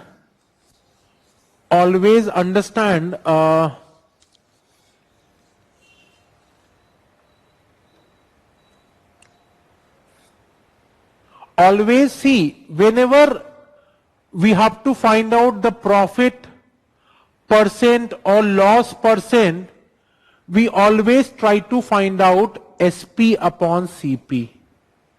We always try to find out SP upon CP. Why SP upon CP? I will tell you what will happen. Suppose if we know that SP upon CP is equal to 4 upon 5. This is the way to solve. Whenever profit or loss percent they are asking, we always, if it is given, then we will try to find out SP upon CP. Suppose SP upon CP is given 4 upon 5. From here we can assume that SP is equal to 4 and CP is equal to 5. And once we have SP and CP, that means we will try to find out the ratio. We will try to find out the ratio. Whenever profit and loss percent are given, we will try to find out the ratio. This will give us an extra advantage to solve the problem. Okay? So for example, if the question is like this,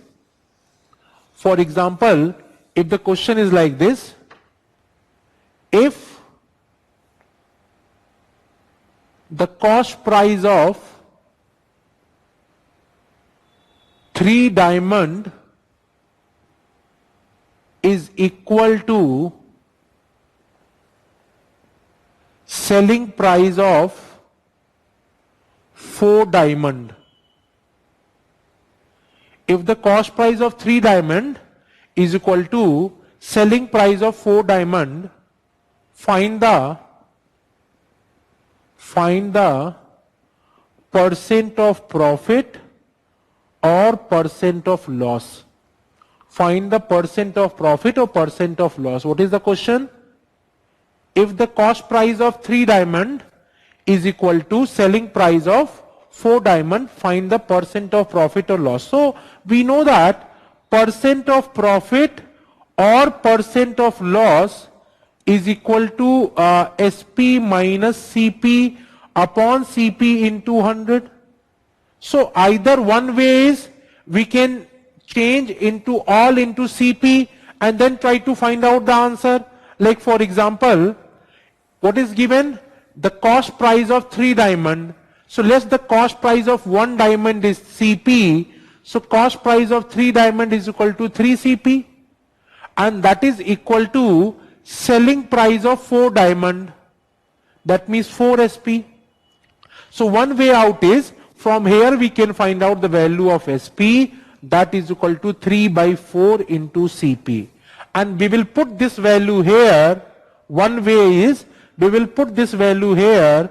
This will become 3 by 4 CP minus CP upon CP. So if I solve this, this will become minus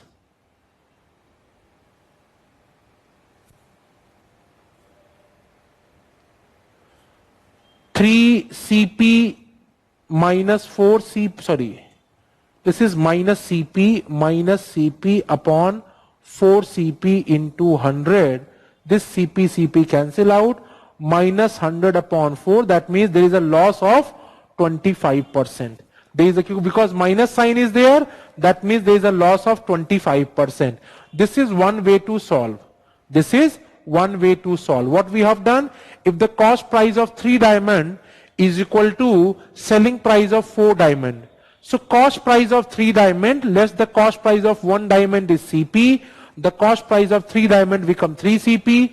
That is equal to selling price of 4 diamond. So SP into 4. From here we can say that SP is equal to 3 upon 4 into CP. SP is equal to 3 upon 4 into CP. So this is what we have right now. SP is equal to 3 upon 4 CP, and we know that percent of profit or percent of loss is equal to SP minus CP upon CP into 100.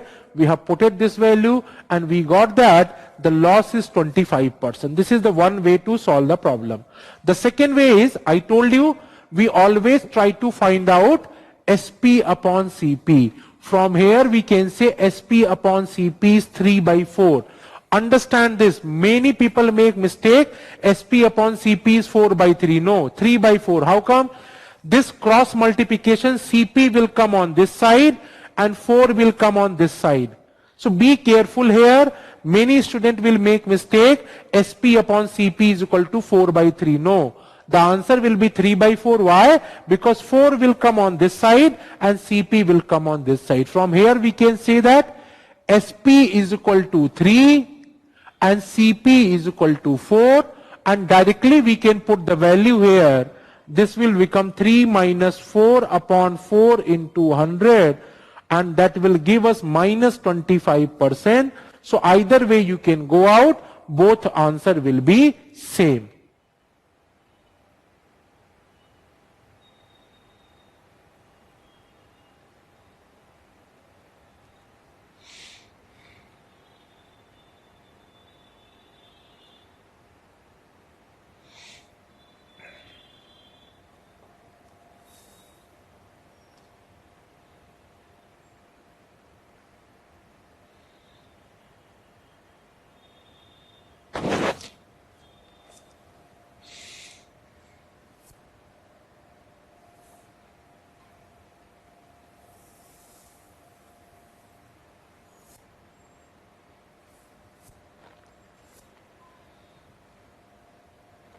Any doubt here you can ask? This question can come in the examination, this kind of thing. Satyam ji asking like if statement is replaced by find the selling price if person want to earn more 40%. That means already he was earning 25%. If he want to earn 40% more, that means total profit he want to earn is 65%. So you have cost price, you can find out, you can just increase the 65% of that and you will get your answer.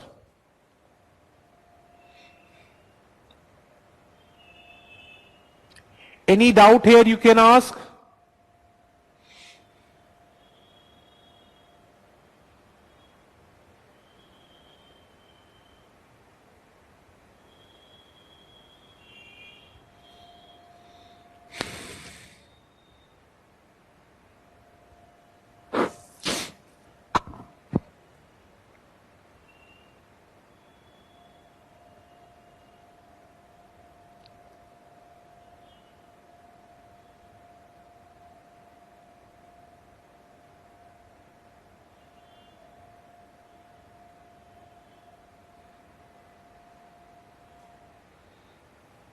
Okay.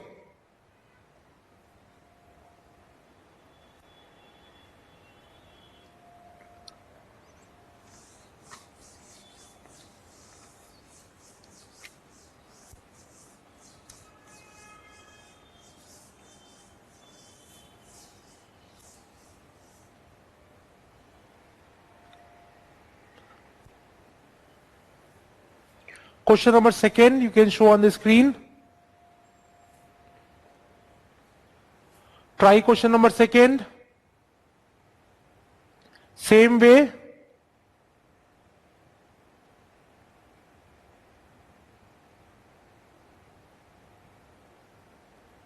Try question number second.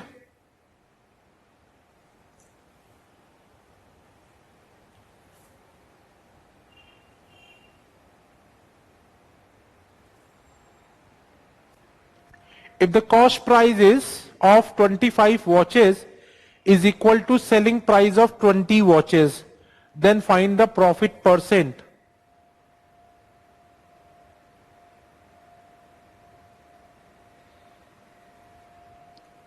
Try question number second.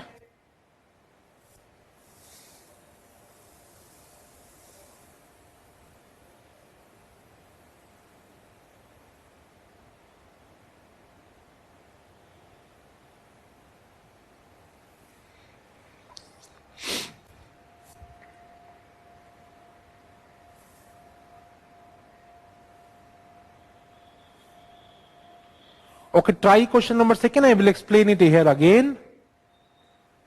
What is SP? SP is the price in which you are selling something. Simple thing. Suppose you are going to buy a shirt. Suppose you are going to buy a shirt on a shop. What will happen? Suppose you are buying at 1000 rupees. So 1000 rupees become the selling price for the merchant. Suppose you went to the Aero showroom and you want to buy a shirt. You chosen a shirt. The price of that shirt is 1000 rupees and no discount. So that 1000 rupees become what? That 1000 rupees become the selling price for that person. And what is the cost price? Suppose for making that shirt, the merchant needed some 300 rupees. So total cost price is 300 rupees. So cost price is the final cost required to make something. Selling price is in which you are selling something. And if you subtract selling price minus cost price, you will get your profit. You will get your profit. Question number second. If the cost price of 25 watches. Now what is the question here? If the cost price of 25 watches is equal to selling price of 20 watches. So what is given? Let the cost price of one watch is CP. Let the cost price of one watch is CP. It is given that the cost price of 25 watch is equal to selling price of 20 watch. Selling price of 20 watch. So I told you always try to find out SP upon CP. So SP upon CP will come on this side, 20 will come on this side. So this become 25 upon 20. 5, this become 4. So SP become 4, SP become 5 and CP become 4. SP become 5, CP become 4. So we know that what is the percent of profit? 5 minus 4 upon 4 into 100. This will come as 25%. Since the positive sign is there, so we will say that the increment of 25% is there. Great. Uma, Priyanka, Mahima, all like Aman, many of you are giving the correct answer. 25% is a correct answer. Great.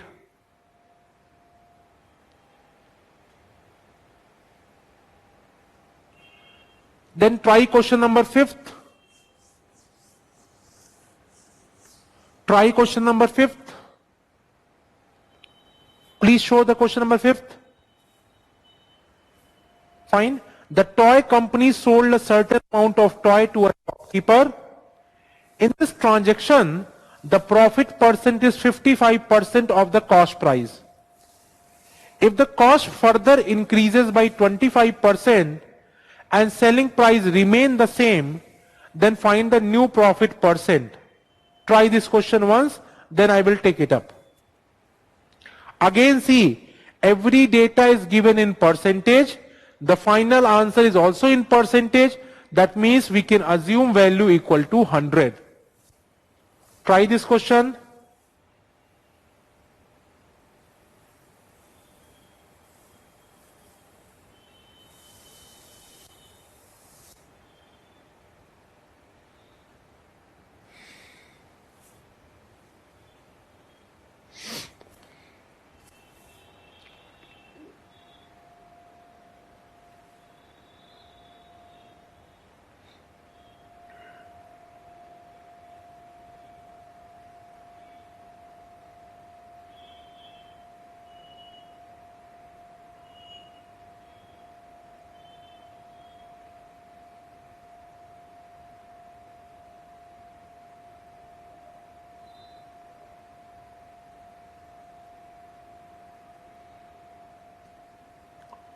Take cost price is equal to 100 and try to find out the answer. You have given the profit, so you can find out the SP.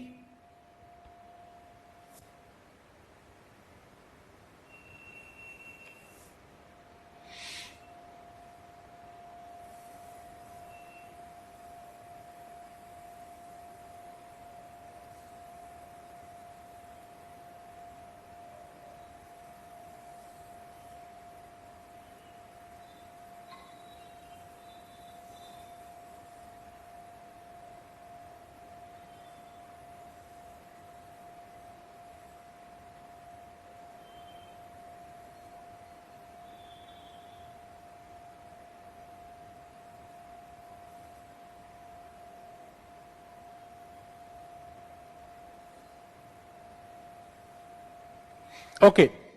How to solve it? Let's cost price is equal to 100.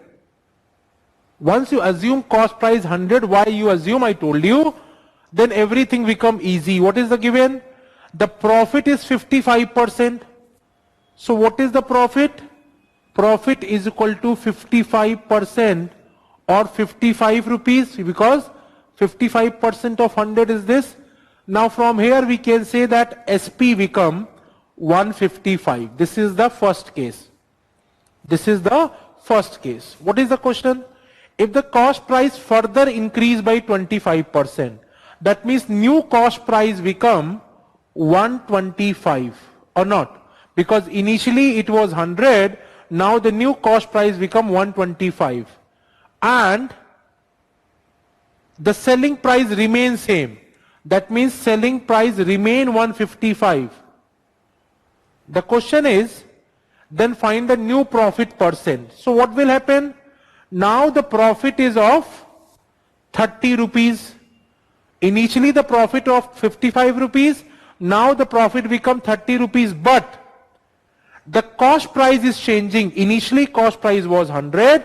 Now cost price become 125. So profit percent will also change. Because what is the, now see, this is the cost price, this is selling price. So how we can find out the percent of profit?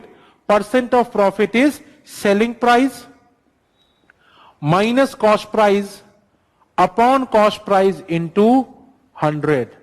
This will become 30 upon 125 into 100. Now we can solve this thing. 5, 4, 6. This will become 24%. Option में है yes. A is the correct answer. A is a correct answer. Any doubt you can ask?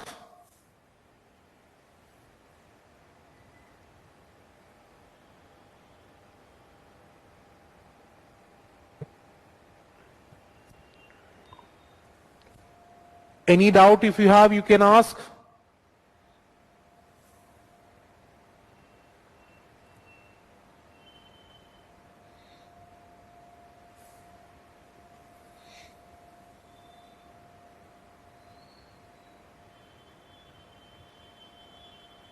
So what you have learned, if it is given that profit is 25%, the first thing which come in your mind is, now cost price become 125%.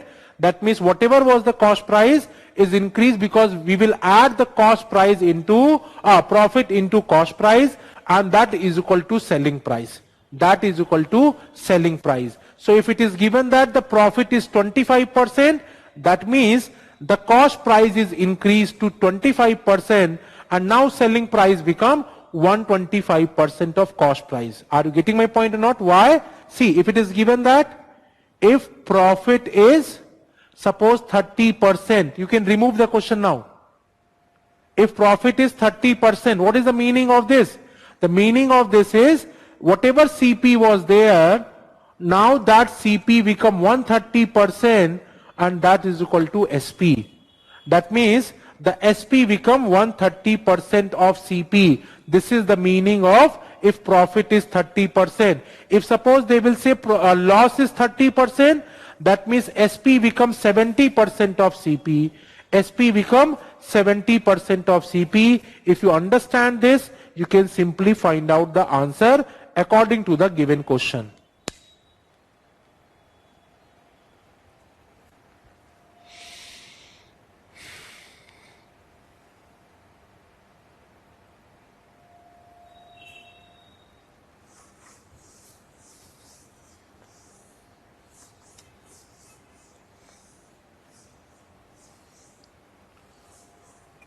Okay.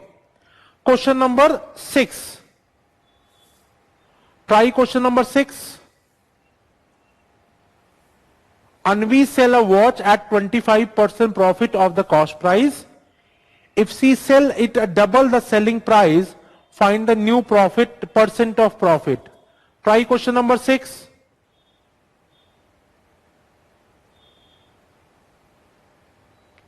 Try question number 6.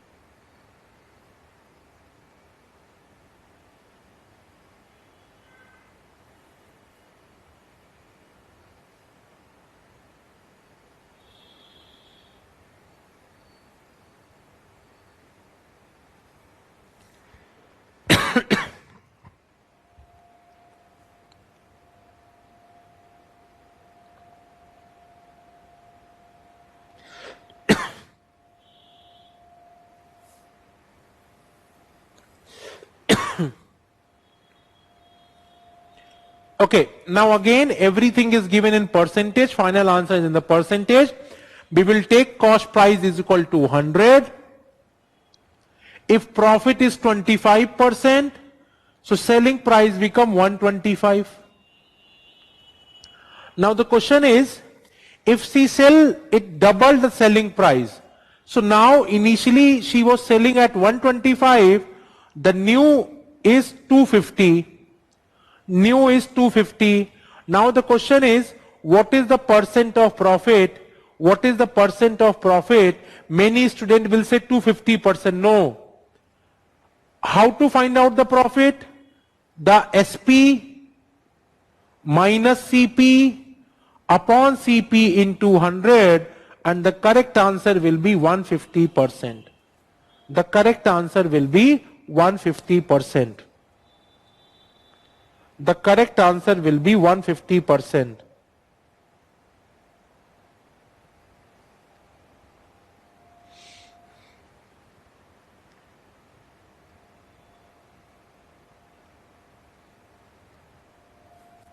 Okay? Okay, many of you have given the correct answer. Abhishek, Upasna, Javed, everybody has almost given the 150. Great. Okay. Now question number 7th. Please show on the screen question number 7th. A bicycle seller sold a bicycle at a loss of 20%. If the selling price of bicycle has been increased by 600 rupees, there would have been a gain of 12%. Find the cost price of bicycle. Find the cost price of bicycle. Try to understand the concept.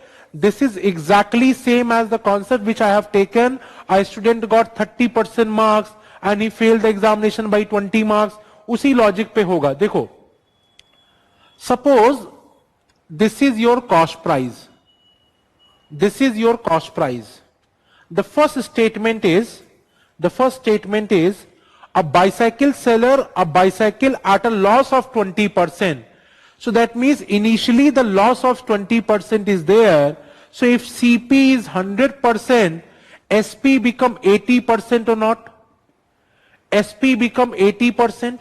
If CP is 100%, SP become 80%. If CP is 100%, now SP become as 80%. Why? Because there is a loss of 20%. Okay. If the selling price of bicycle had been increased by 600 rupees, initially the selling price was this. Now you are increasing selling price by 600 rupees. And because of this increment, what will happen? Now the selling price become 12% more. This become 12% more. That means now this is become 112% of CP. Now this become 112% of CP. And why this increment is there? The increment is there because we are adding 600 rupees in the selling price. Initially the selling price was 80% of CP, and now the selling price become 112% of CP. Why? Because it is given in the question, if we add 600 rupees in selling price, there would have been a gain of 12%. There would have been a gain of 12%.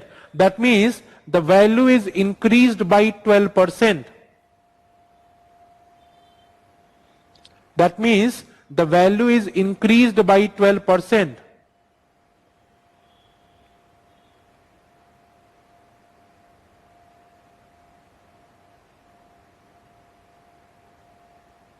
Okay, so now from here we can say that this is in term of value, it is 600. If I have to move from here to here, this is total 32% or not, because 112 minus 80, this become 32%. So from here we can say that 32% of CP is equal to 600. So 1% of CP is equal to 600 upon 32, and 100% of CP is multiply by 100. Multiply by 100. We can cut it down. 300, 16, 158, 75, 4, 25. So the answer will be 75 into 25. 1500 हो गया, और 750 का आधा कर देंगे तो कितना हो जाएगा?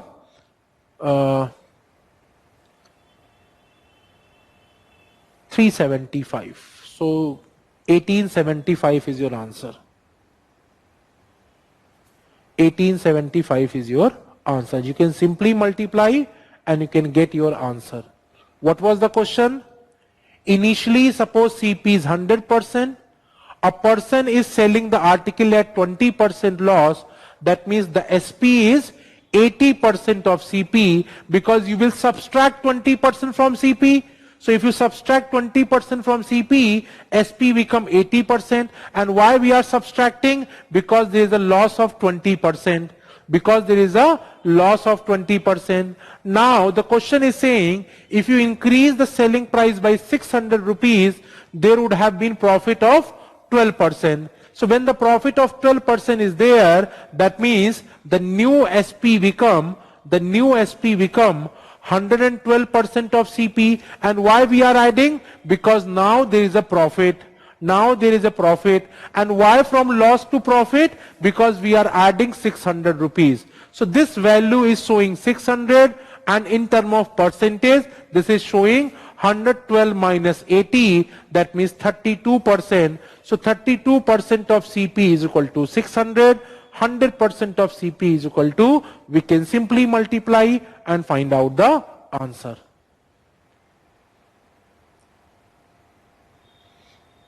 Any doubt you can ask? Any doubt you can ask?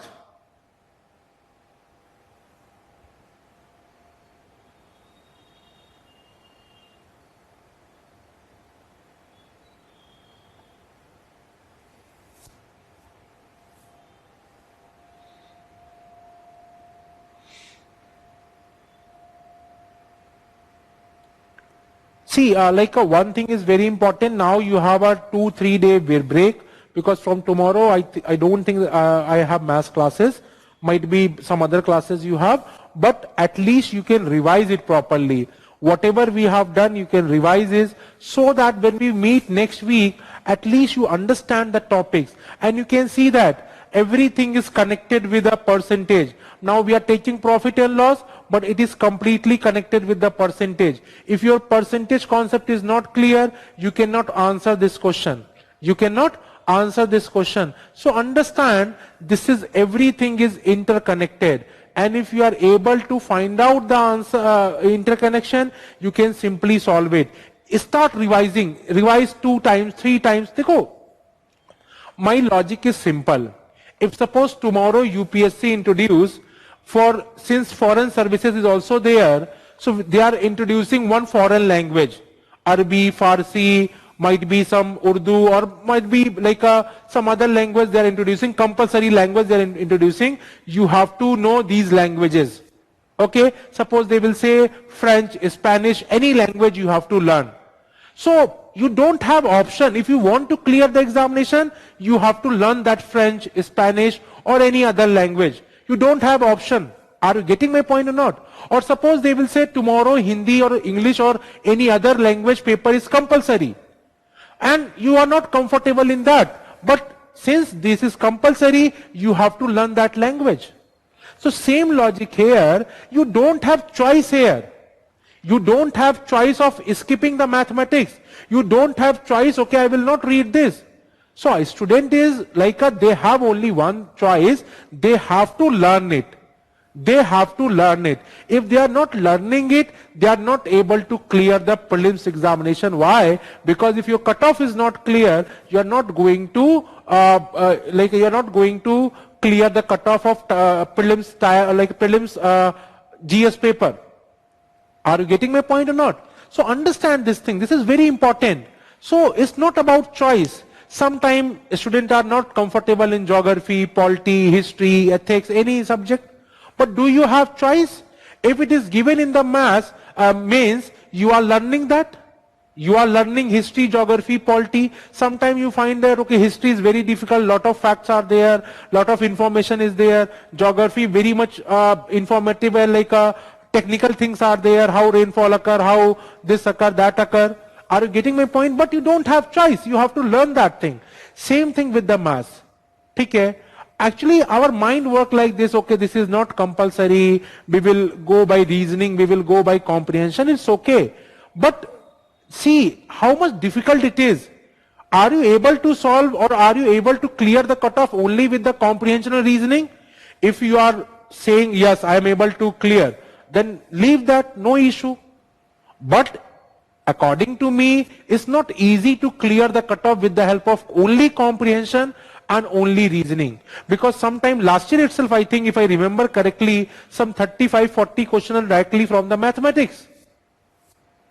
And comprehension is very subjective. Sometimes we are giving option as A, and when final answer sheet will come, UPSC has given answer B. Then everybody adjusts their answer accordingly. Even sometimes this happen in the maths also. We think that answer is this, but when UPSC give the answer, okay, then hota nahi dimag ki batti jalti, okay, this can be done like this also. So understand this. What I am saying, some knowledge of maths, some knowledge of comprehension, and some knowledge of, or like one subject is very good. Suppose you are very good in reasoning, so very good in reasoning, average in the maths, average in the comprehension, and this is the best approach. This is the best approach. What is the worst approach? You are average in the comprehension, you are average in the reasoning, or you are very good in the reasoning and very good in the comprehension and zero at mathematics. This is the worst approach. Because we never know what UPSC, and reverse is also true. Very good in maths, very good in reasoning and zero in comprehension. Why? Because we never know. Sometime they will give 40 questions of comprehension. Sometime they will give 40 questions of mathematics. So we have to be average. In these two topics, in one topic we should be very good. Then we can easily solve. And if you want to clear the exam, this CSAT, at least 50 questions you have to solve. 50 questions is the ideal approach. 45 to 55 or 60 questions should be the ideal approach. So if you have to solve 50 to 55 questions, then you should know maths also, reasoning also, comprehension also. You cannot leave one portion and you can go with other 2-1. It's very risky. It's very risky. And I'm not saying you cannot, but it's risky one. Risk is very high. And you cannot compromise with your attempt. Okay, I'm just giving just like that. I'm giving just like that. It's not like that. You have to be very specific. Whether I'm prepared or not, whether I'm 100% done or not. So understand, sir, now what is the logic here? I know that many of you are again starting maths after 10 years, 12 years, 6 years. So it's look difficult. It's look difficult because understanding 10%, 20% is not an easy one. I understand that. But my point is very simple. I'm just asking you, give some time. If suppose you are reading 10 hours, 6 hours, 5 hours, whatever time you are giving for self-study, just give 20-30% for CSAT right now. Just give 20% or 30% right now. I know many of the students, they got 135 in GS and they flunk in the CSAT. They got 140, and you can see in YouTube also many people are posting 130, 140 in GS and they flunk in CSAT. So become like you have to balance both the thing. You cannot only read GS or you can skip whole CSAT part. So my point is simple. Just give, if you are giving 5 hours for self-study, give at least 1 hour or 1.5 hours for CSAT, rest for GS. If you are giving 8 hours on a holidays, so you can give 2 to 3 hours for CSAT and rest for GS. And this balance will make sure you will able to pass. And this is the ideal approach. This should be the ideal approach of any diplomat. If you want to become diplomat, you should know how to handle the pressure, how to manage, how to balance the things. So that balance is required here. Okay? And again, maths is all about visualization. Whatever, suppose I have taken one concept. Now what a student do? They will try to find the answer. Once they get the answer, okay, they are done. No. Try to understand when 600 is increasing, why this become this, what is the logic behind this, whether you are able to understand this concept or not, why I am taking 32% of this CP. If you able to, the answer doesn't matter. This question can come, cannot come, but this logic can come. The same logic can come, data can differ. So try to understand the logic, why this was 80% CP, why 112% CP. If you are able to visualize, you are able to answer. Try to find out why this 600 is equal to 30% of CP, whether you are able to observe this thing or not. Are you getting my point or not? So this is important. The conceptual part is important. And once you understand this concept, you are able to solve any of the problem. So my request is next 2-3 days, just focus on the conceptual part, try to understand, try to revise the thing.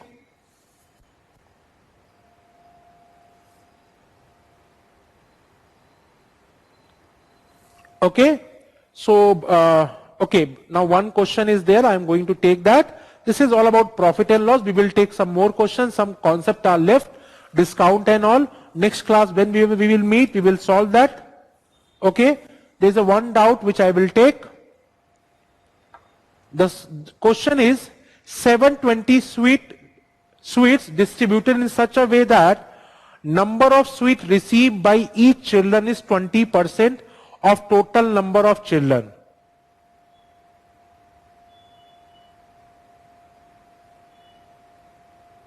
Okay. How many sweets this received? Actually, please, you can give the option also. You can give the option also, because sometime with the option it's become more easy. Sometime with the help of option it's become more easy. Are you getting my point not? Please give the option also, then it's become more easy sometime. Okay, the question is, we are distributing 720 sweets. We are distributing 720 sweets in such a way that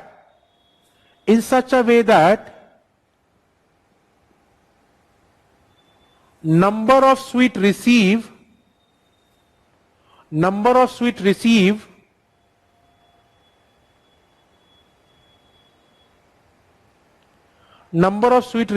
by each child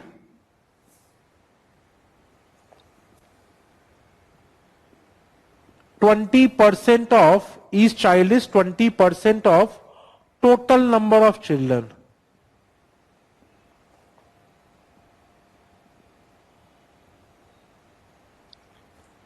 Total number of children. Okay. How many sweets did each receive? Please solve. Okay. So the question is, how many each children will receive? So total sweets are 720. Let's total children are n. Let's total children are n. Okay. That means there are total n children is there. Okay. And how many each children is receiving? Each children receive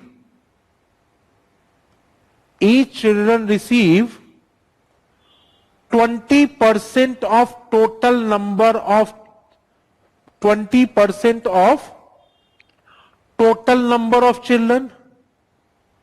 Total number of children.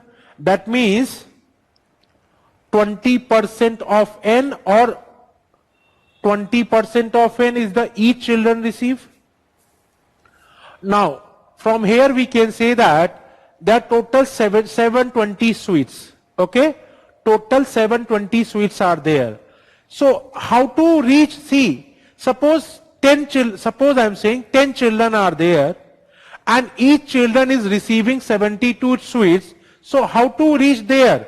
We can say that 72 into 10, the total number of children, multiply by how much each children receive. If we multiply both, we will get what? We will get total number of suite or not? So total number of children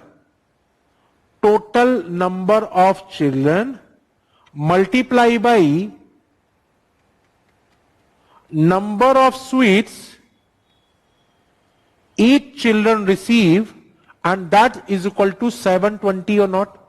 That is equal to 720, because total number of children, each children how much receiving, if we multiply both should be equal to this. So 20 upon 100 into n is equal to 720. You can solve this.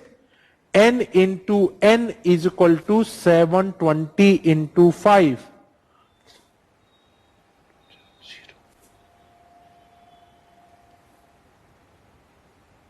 This 36 n squared. So how much we are getting? N square is equal to this. So we can say that n is equal to root of 60 into 60. That means the value number of children is coming as 60. Number of children is coming as 60. What was the question? 720 suites are there, and the question was 720 suites are there. They have to be distributed between some children, and each children receive 20% of total number of children. That means each children receive total suite is equal to 20% of total number of children. So what we have taken, less total children is equal to n. So how much each children is receiving? 20% of total number of children. That means 20% of n. So what we can do, if we multiply total number of children, multiply how much each children receive, and that is equal to 720, we can solve, we can find out n value as 60, and this is the good question. This is good question. This can come in the examination, so you can mark this. How to understand the language of the question, one student is asking. The best way is to solve, to visualize, try to understand the language, try to learn the language, what they are saying, try to visualize it, practice it, and it will come with time. It will come with time. Okay, that's it for today. We will meet next week and we will try to solve further. Whatever doubt you will have, you can send to the class coordinator. I will try to solve that as soon as possible. Thanks for today. Let's meet on next week.